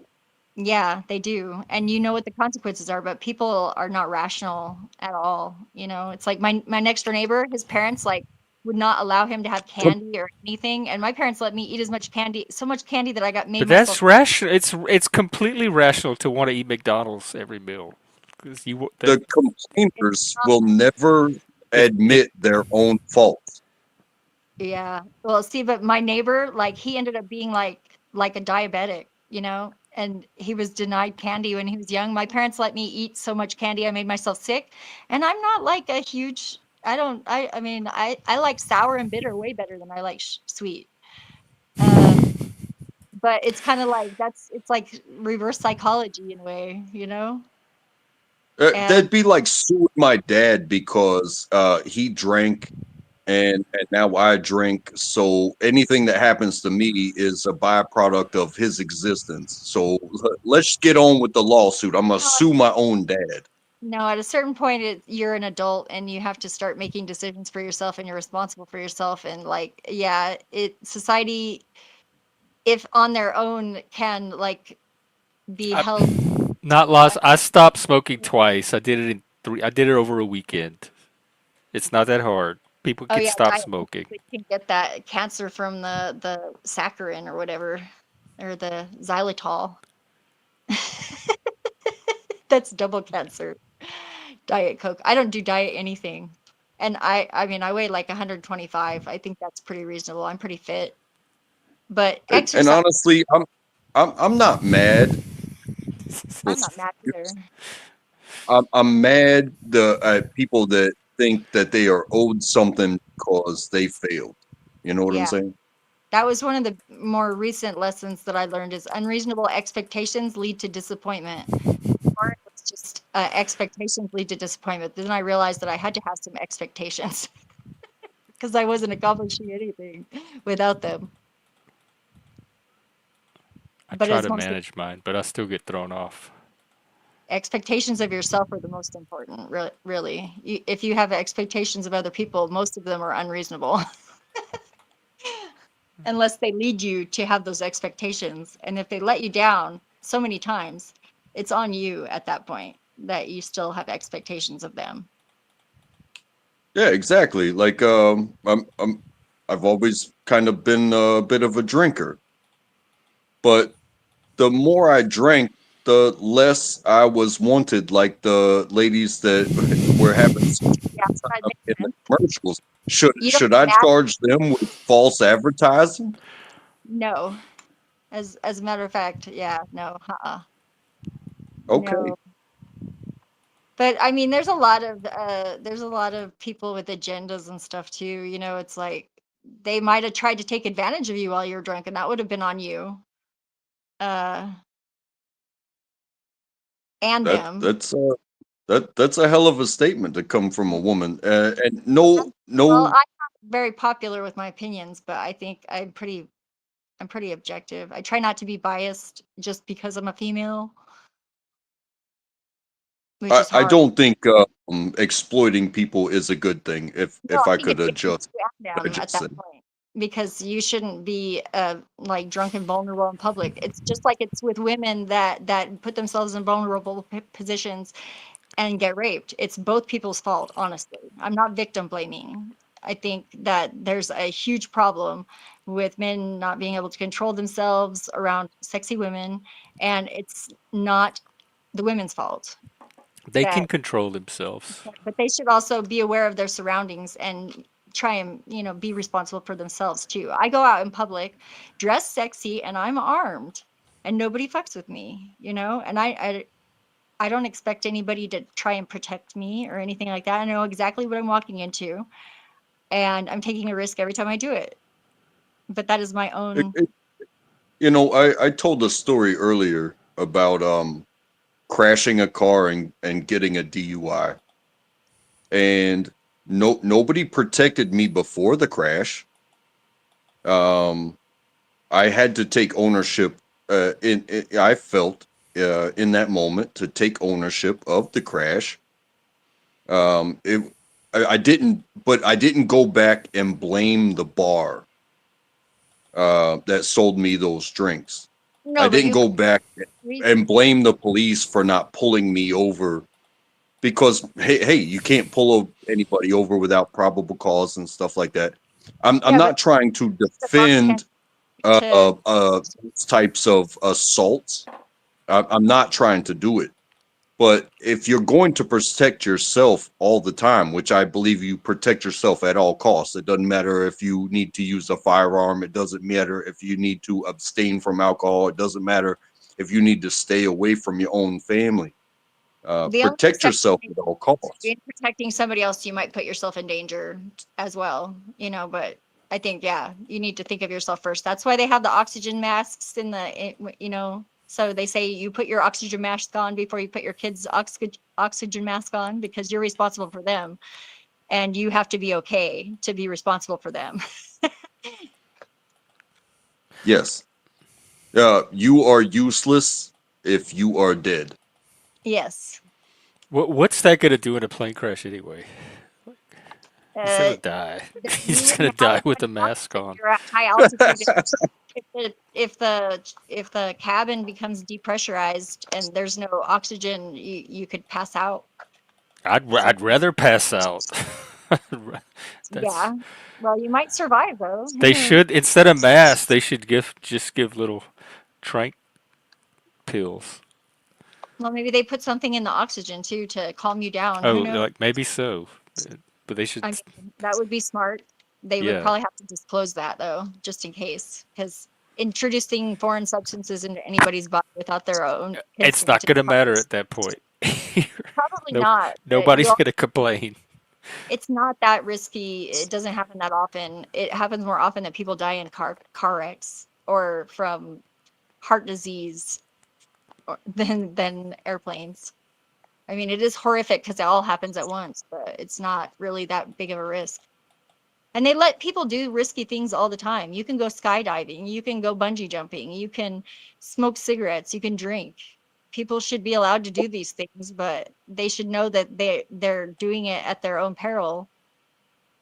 And And that's when it becomes like a this or that to me, because they call it an untimely death.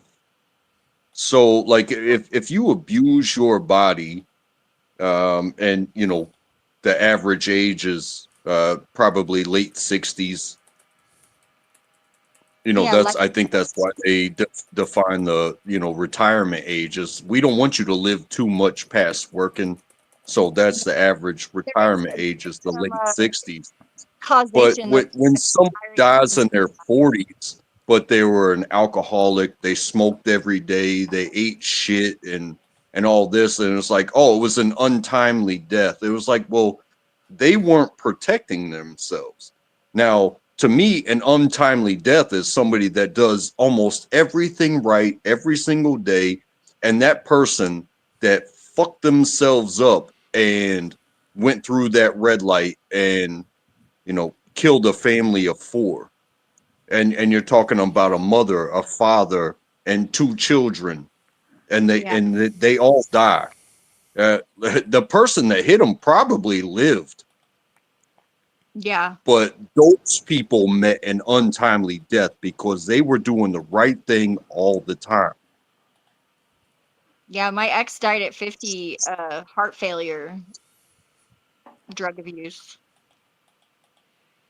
And he also had a genetic predisposition to have heart problems. His father and grandfather, biological parents, um, they passed around the same age. So, but they were like alcoholics. A death to those who survive, it will always be sad. It But is sad. to think that we're not all gonna go some way somehow. No, I we're all do hope people enjoy their lives and like Frank Sinatra said, do it your way. But you know, don't take somebody else out with you. That's my burns, position. he smoked cigars and friggin' drank whiskey, like, and he lived to a ripe old age. He was like in his 90s when he died. Some people can do that. They just won the genetic lottery. Don't hate on them just because they can do things, or think that you can just because they can. It's not like that. It's not it's like the whole That makes equality. sense. It's like, no, women are equals in different ways. Then they're not the same as an equal. There's like a different meaning to that equality.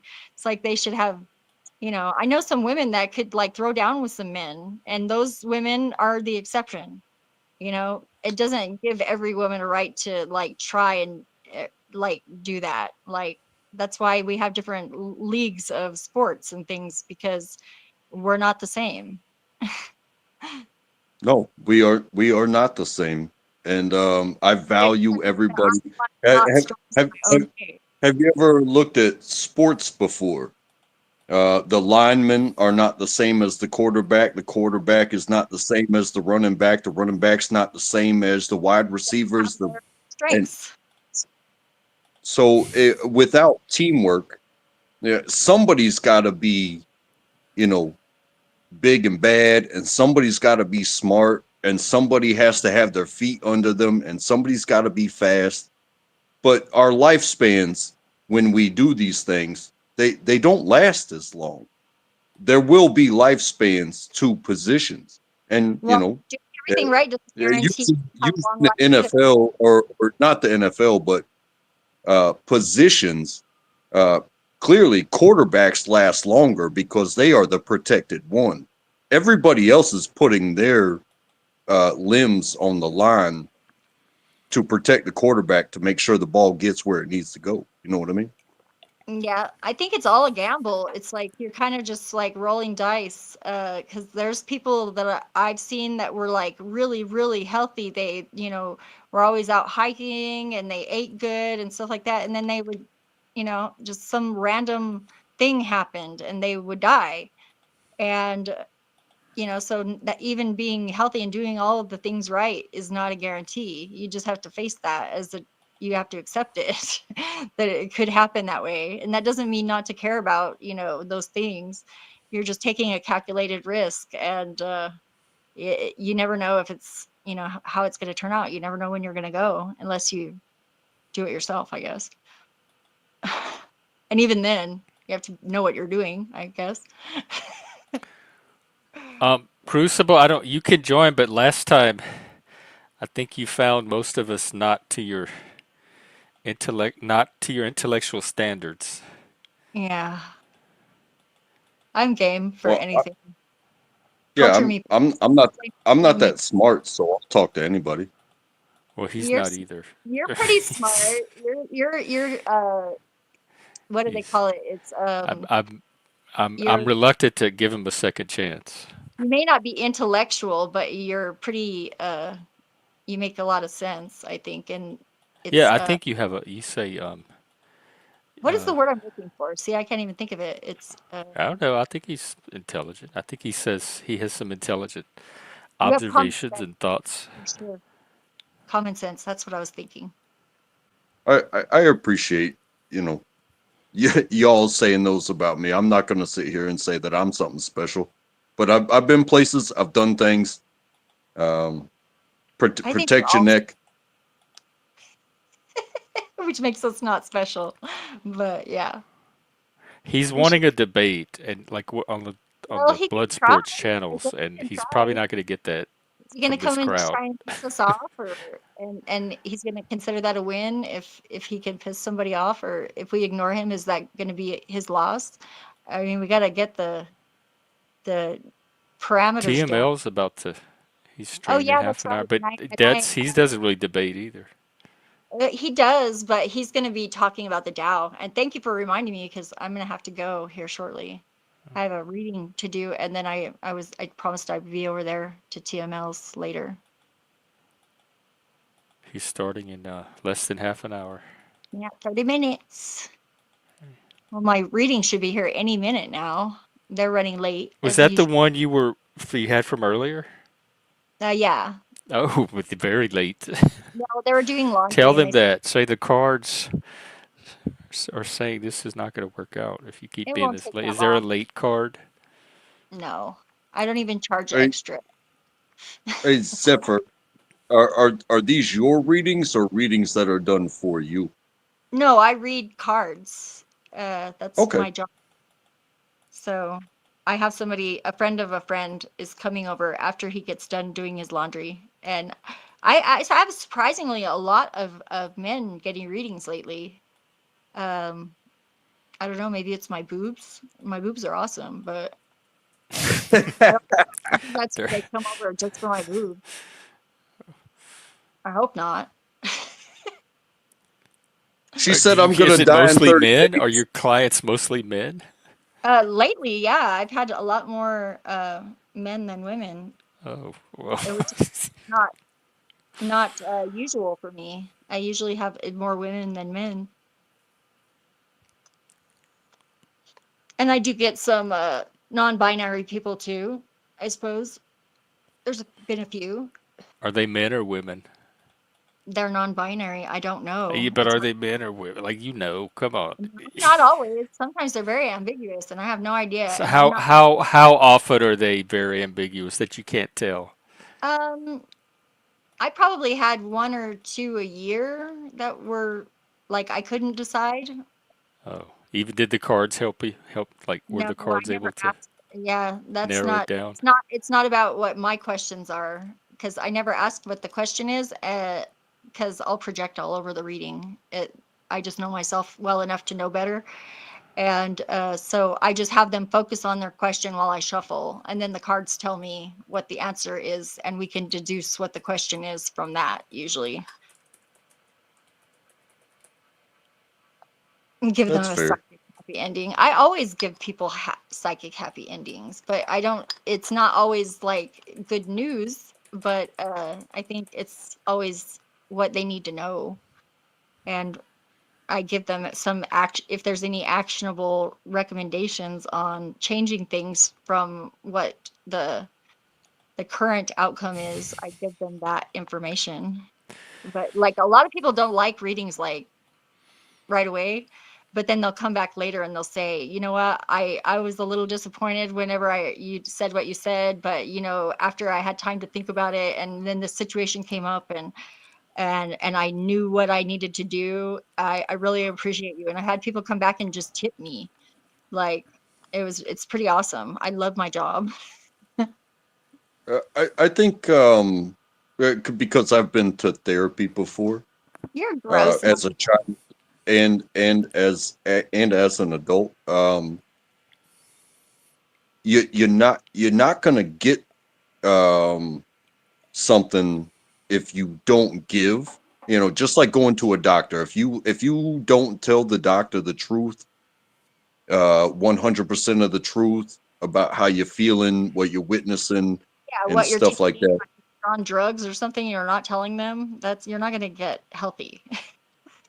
Yeah. So when it comes to therapy, if you don't tell them what's on your mind, and you know, then they're not going to be able to respond with something that you can actually internalize to answer your own internal questions, Yeah. and that is where people, uh, they get issued therapy, and but they don't want to tell the truth, and Yeah. then they lie to the therapist. So I'm not against the tarot card thing, but if somebody's not honest, then they won't internalize the outcome.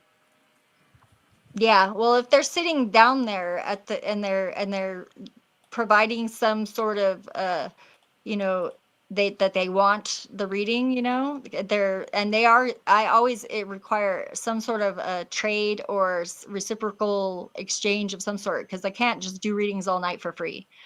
And I need to survive too. So I usually, I'm pretty reasonable. I offer discounts. I accept trade. If somebody has something that I want, anyways. But I'm Like not going to tell beads. you what I want. I'm going to say, what do you got? And we'll see if you've got something that I want. What are you willing to part with? I've gotten some great things in trade, actually, well, more valuable than what I usually charge for a reading. So I think it's a good practice to accept trade. But and I think if you're too focused on just getting cash all the time, I think that is unhealthy, because it's just an abstraction of the actual value. It's an abstraction that pays rents and mortgages, though, Yeah, it does. And yes, which you are need also to, abstractions, I guess. but it's like the guy that's at the casino, like playing slot machines, trying to pay his rent. That's just so stupid. I mean, Yeah, yes, he'd do a better job playing poker with the drunks. yeah, possibly. I mean, but on a slot That's what machine, my friend used to do. He had a Jaguar convertible. He had his own condo in Vegas. That's how he got all his money. He would go oh yeah, downtown and play the drunk. He'd pick the tables where the people were drunk, and he'd play them and get all their money because none of them could play. that seems kind of like a little predatory though. But yeah, Got I it. guess, He paid his yeah. rent. I know a guy who was a professor, and he did like uh NLP stuff, like neuro linguistic programming, and he would like take advantage of college girls like that were not his students. I think, I don't know though, but like I was like, yeah, I think that's kind of like blurring the line of whether How do that's you proper. take advantage of somebody that without their participation?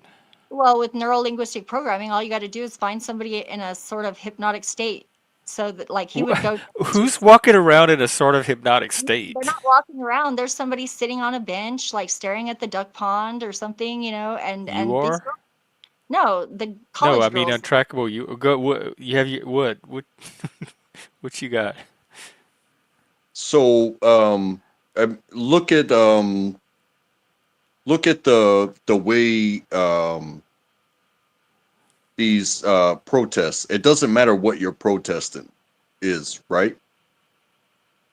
But if I make apparel, t-shirts or something like this, uh, I'm making money off of both sides with your own slogan. And I'm selling it because you are in a hypnotic state of, hey, we gotta stand up and we gotta do this and we need to get the word out. And it's like, oh, the pluses versus the minuses. I don't give a damn who you are. You're gonna buy the merch as long as I put your slogan on it. So then they buy, both sides are buying your merch. You understand? You succeed off But of their they're doing it hypnotic. consciously. Like she's about professors taking advantage of girls, but the girls are like not every girl lets a professor take advantage of her. So the girls they know what's going on and they're participating. Yeah, They're I not agree. just sitting there innocently and this professor comes up and starts taking advantage and they're But like, they "Oh, what are you had doing, after the professor? fact. What's They, happening?" they realized who Well, he was. listen, What? listen. What? If you are in the hypnotic state of wanting to graduate and you need this grade, you are in the hypnotic state of what does it take to graduate, and That's somebody not a offers you hypnotic something. state, though. Being in school is not a hypnotic No, state. no. But they were like on their break, and they were like just chilling out at the duck pond, kind of staring at nature. And he would like wait for those opportunities to, come in, and he had a very calm voice, and he would just say, And these girls had no agency of their own. Like they, they. well, and it's not hard to program people. I mean, look at like propaganda. I mean, I commercials. don't believe it's possible to program people into doing No, something like that they couldn't do without any of this, their but there's still they're maybe, also without their agency involved. but I think intent matters. It does. And I think like the companies advertising things as making them attractive, like cigarettes and blah blah blah blah blah. Those companies knew exactly what they were doing. They knew that people were going to get sick, and they made it But look it's glam. not mind control. These people, not laws. Even if they're infatuated, they are still deciding to. Yeah, Nobody sleeps with somebody against their will. With like it, yeah. I, Well, like outside of physical force, which I'm not talking about, nobody just accidentally sleeps with somebody and doesn't realize what they're doing. That's then why ridiculous. were they getting so upset when they found out that he was like, Because if they were a fat, ugly person that they didn't want to, they would be telling the person no. They would be slapping their hand away. So they are reciprocating whatever this professor is trying to do with it. yeah, and then whenever they found out who he was, They're they were. not innocent, they're not victims, and they have agency. That's my point. I And I'm agree. not falling for the narrative that that this professor is doing something to them that is causing them to do something they would not otherwise participate in. But I'm saying it can be seen and framed in a way that is somewhat predatory because he had the intent of seducing these and catching them Well, in a they can say no. If they don't want to be seduced, they can say no. Most girls do. Most girls that don't want to sleep with somebody that they're not attracted to would say no. So if they're not doing that, then part of them is participating in it. And now, as I'm talking about adults. I'm yeah. I'm specifically limiting it to adults. Well, and they didn't know he was a professor, so it wasn't It authority. it doesn't matter if a guy comes up and sits on a bench next to you and you don't want to sleep with him. You have the power to not sleep with him. Yeah, I totally agree. I don't think that it's an excuse, but I mean, I don't think that a lot of people know that they have these vulnerabilities, and they should be able to like Well, protect themselves. I think what I was leading to in my argument is, and what you just said, it kind of goes both ways, because It there is that predatory of where, hey, I can make you do this because I can give you that. but then is also the offer of from the lower that can says, hey, I'm willing to do this as long as I can get by Yeah, but that this. person's making a choice to take the deal. Like, they're being But offered an advantage, and they could say no. They could say no, thank you. I don't. It's not worth it to me to get that. Whatever you try to offer me, I don't want to sleep with you. Yeah, I think They that the are They are adults who are it using their goes. agency to make a conscious choice to take this option that's being offered. well, I think they That's regretted. not predation. That's not predation. I think what happens is they regretted their decision that they made of their own free will, like under some coercion maybe, but like totally within their power to resist if they wanted to. And they were So they were regretting it weak. afterwards, and then they were justifying their outrage when they Yeah, found out. they have only themselves to be mad at. And it doesn't help the case that he was going in with the intent to take advantage of them either. So it's kind of like it But it would does. not have happened if they had not made the decision to. Yeah, and it wouldn't have happened if he hadn't have tried like to take advantage of them. Yeah, Both so I sides have are. I have a really hard time seeing them as victims or sympathizing with them with Even though in a victim role. like I see two adults making choices. I do too, but I kind of think it's kind of interesting that knowing that he was definitely trying to take unfair advantage of them in that way. What's the unfair advantage? He was, He's trying to get them to sleep with him and it's succeeding because they're letting it. What's yeah, He's not but doing anything outside the rules. people are highly like I'm vulnerable not. That's their problem. because you were fortunate enough to find out about it before you were taken serious Well, advantage of. how kid like a kid? I knew that as a kid. Every kid around me knew that. Like we knew not to sleep with creepy strangers. It's Well, not yeah, that. It's why? like, Your what's parents. wrong with these people? Where did you learn that? Well, there's something to be said there, and I bring up the case of Mary Kay Letourneau, she was a female That's that teacher. teacher, huh? Yeah, Yeah, and and it nobody was really. it was consensual. However, he was underage, and she wound up going to prison, and I think she wound up having two of his kids. Yeah, they're married now. The manipulation only works because the people being manipulated allow the manipulation to work. They have choices, they make choices, and they have agency.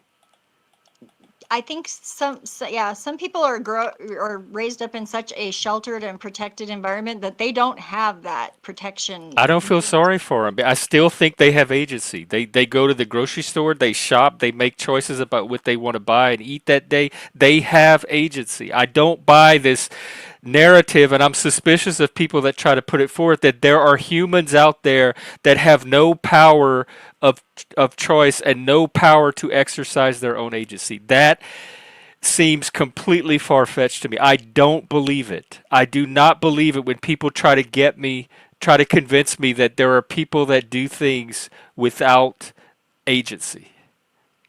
Yeah, it's easy to brainwash people, though. I don't believe it. And I so don't. I guess I'm skeptical how easy it is to brainwash people.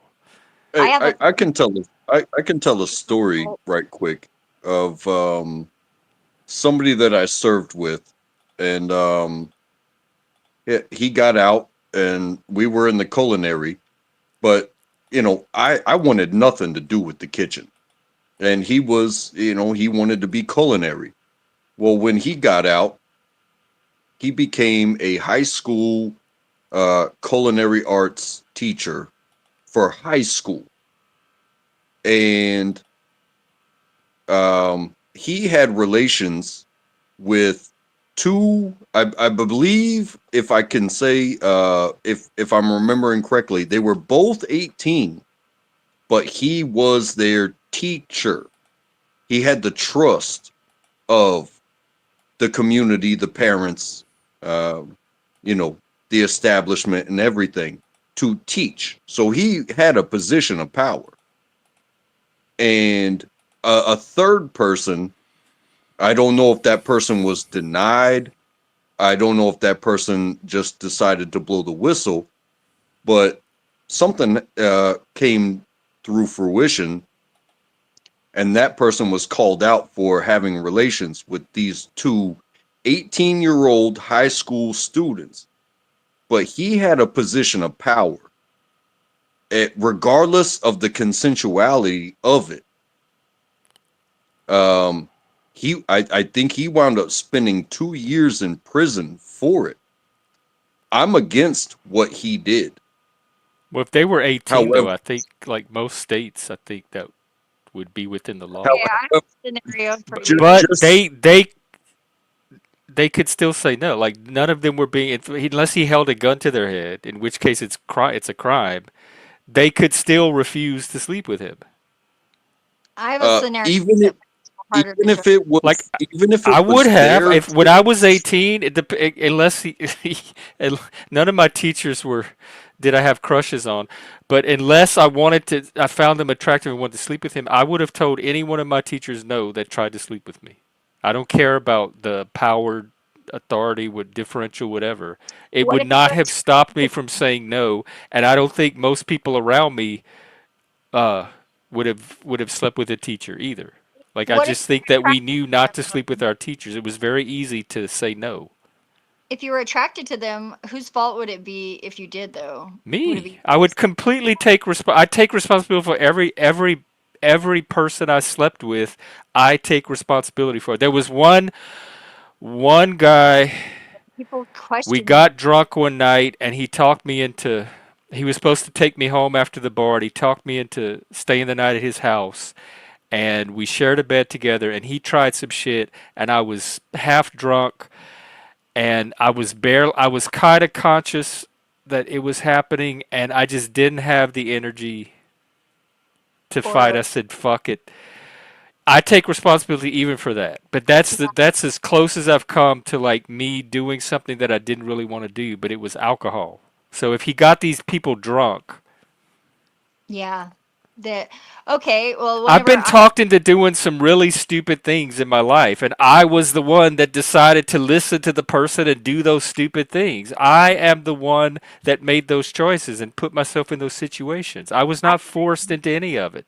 I agree. And see, I get a lot of pushback because when I was 16, I was very sexually mature.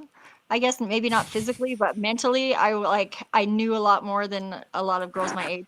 And I was attracted to one of my dad's friends who was married but had open relationship.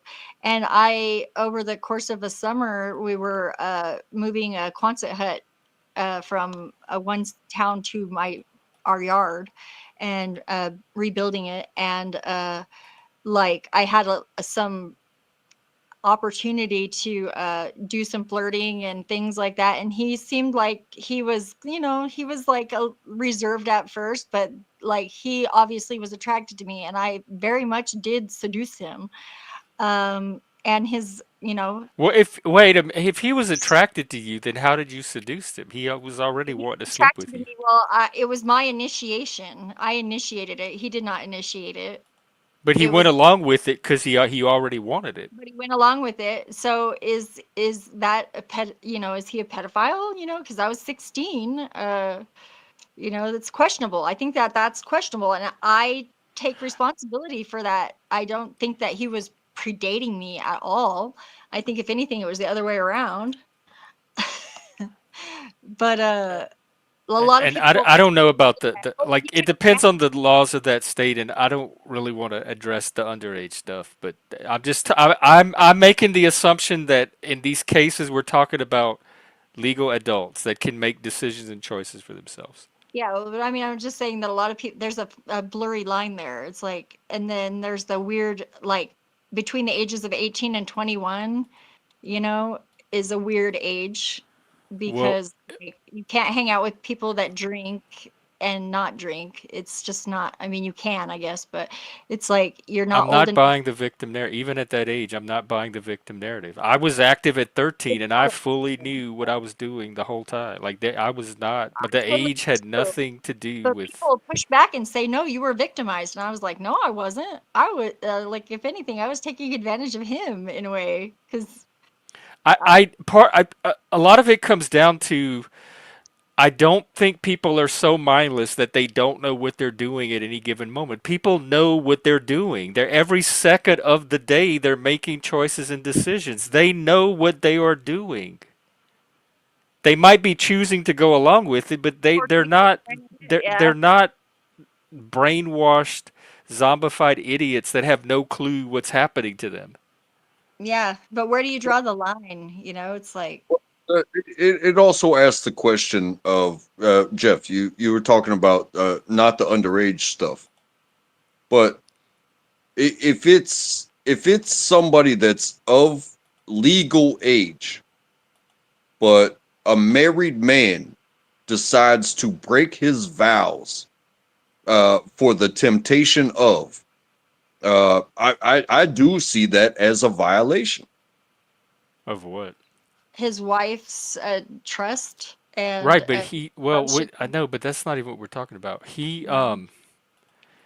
He's they're both adults. Those are both adults sleeping with you, like choosing to have an Yeah, affair.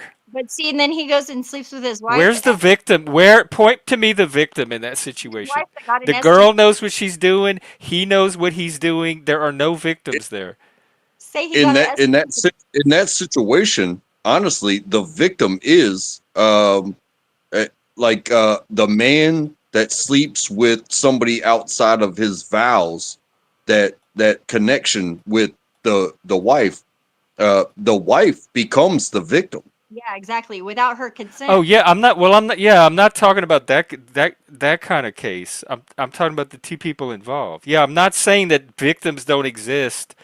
I'm saying these are not examples of it. If you're walking across the street and a car speeds around the corner and randomly hits you and there was no way for you to even see it coming, yes, you were a victim of that driver. That's not the kind of victim situations I'm talking about. I'm talking about situations where people have the ability to exercise their own agency. They have an awareness and an ability to exercise their agency. And I think for me, the line would be just that. It would be, does this person have the ability to resist To or say not? no, to say Do no. they have the ability to avoid, to not make it happen? And Not laws. if the answer is no, then it's crossed the line into criminality. Yeah, But if that's the what. answer is yes, then that person is not a victim. Yeah, P Diddy and Epstein, they were like drugging girls and taking them Yeah, and put. that's not the situations I'm talking about. Yeah, I know, but that's what not laws is bringing up, and I'm like, what? That's absurd argument. No, I fully understand I'm talking about grown what's going on. adults that are fully aware of what they're getting into and are making choices and decisions. I'm not talking about people forced against their will. I'm not talking about people that are drugged. I'm not talking about any of that stuff. No, I got you. I got you. And And most there's adults, by the time they're 18, know what sex is and they know when it's happening to them. Yeah, I only brought up what I brought up because like I had people fully convince me that I was like that they were trying to like try and convince me that I was taken advantage of whenever I know for sure that I was not taken advantage of, and they were like, but it's illegal for him to be sleeping with you and he's an adult and he should know. Some And states it's not.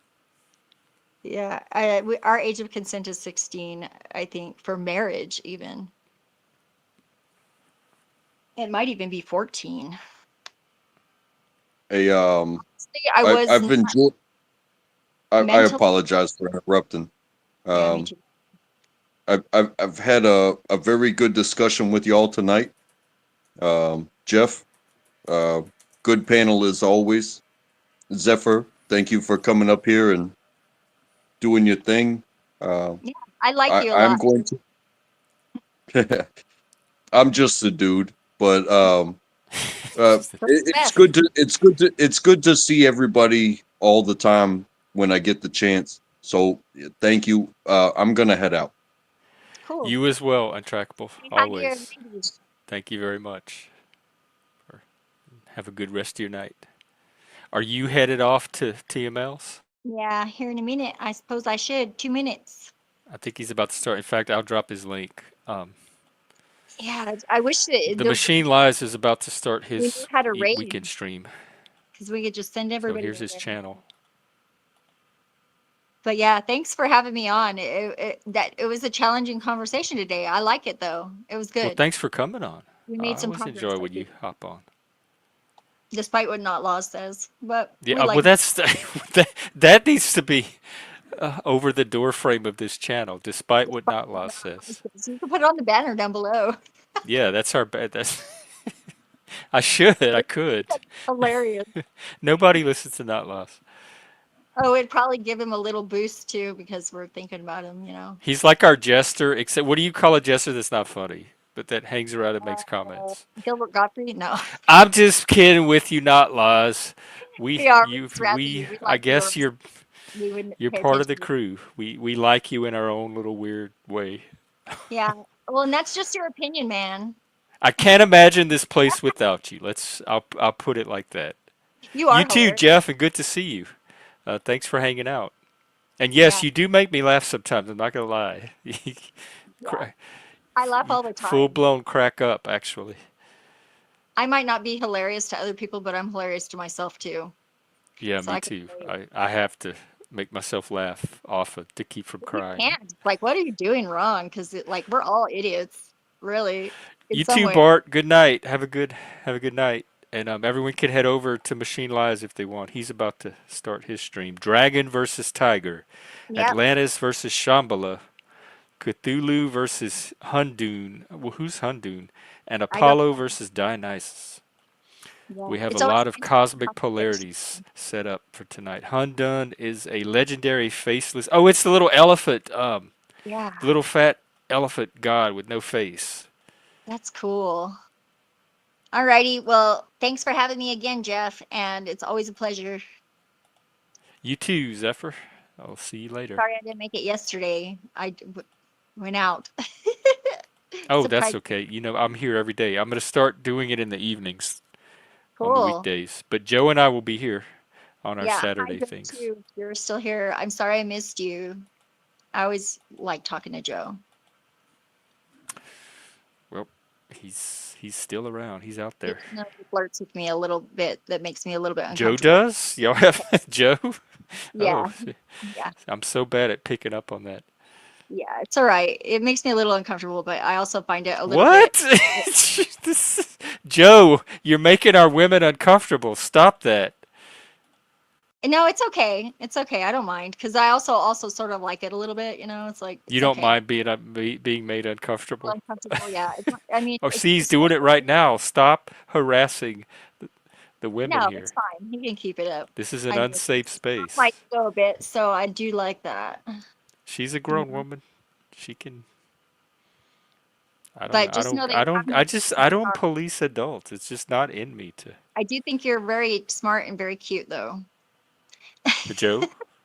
Yes, he's smart and cute. Joe, but look, you scored with the he has no ladies. chance now. He has no chance with me, though. I'm sorry. She's but taken. It would he be the would one that's not he would available, figure it but out, though. still, it's something. It's a Yeah. data point. I only need one penis, and I already have one. So Oh. sorry. Well, have a good stream. Yeah. Tell TML hi for me. I will. Bye. We'll see you again. Take care. No chance, Joe. That's what they my whole point for highlighting all of that was that there is a chance. There is hope out there. I think, but I think there's hope for people in way dire straits than you are. Like your situation is far from the hopeless ones that I've seen, and I think there's hope even for those situations. So you have to be pretty extreme for, like I'm trying. There's a few people I could think of on the panelverse. I'm not going to name names. That there's probably zero hope for it. Even those people, I would say, with the right dysfunctional person, there's probably some kind of hope. So I don't rule anything out when it comes to romance. I've seen all of it happen. So yeah, I think there's a chance even for No Chance Joe. And with that, I think I'm going to call it a night. We've had a wild, somewhat crazy stream as usual. And tomorrow I'm taking a day off, so I'll be back Monday afternoon, evening, 4 p.m. 7 p.m. Eastern, 4 p.m. Pacific. That's my new streaming days, at least for the next few weeks. So I'll see you then. Have a great rest of your weekend, and we'll do it again. Let me, here we go. Take care, everybody.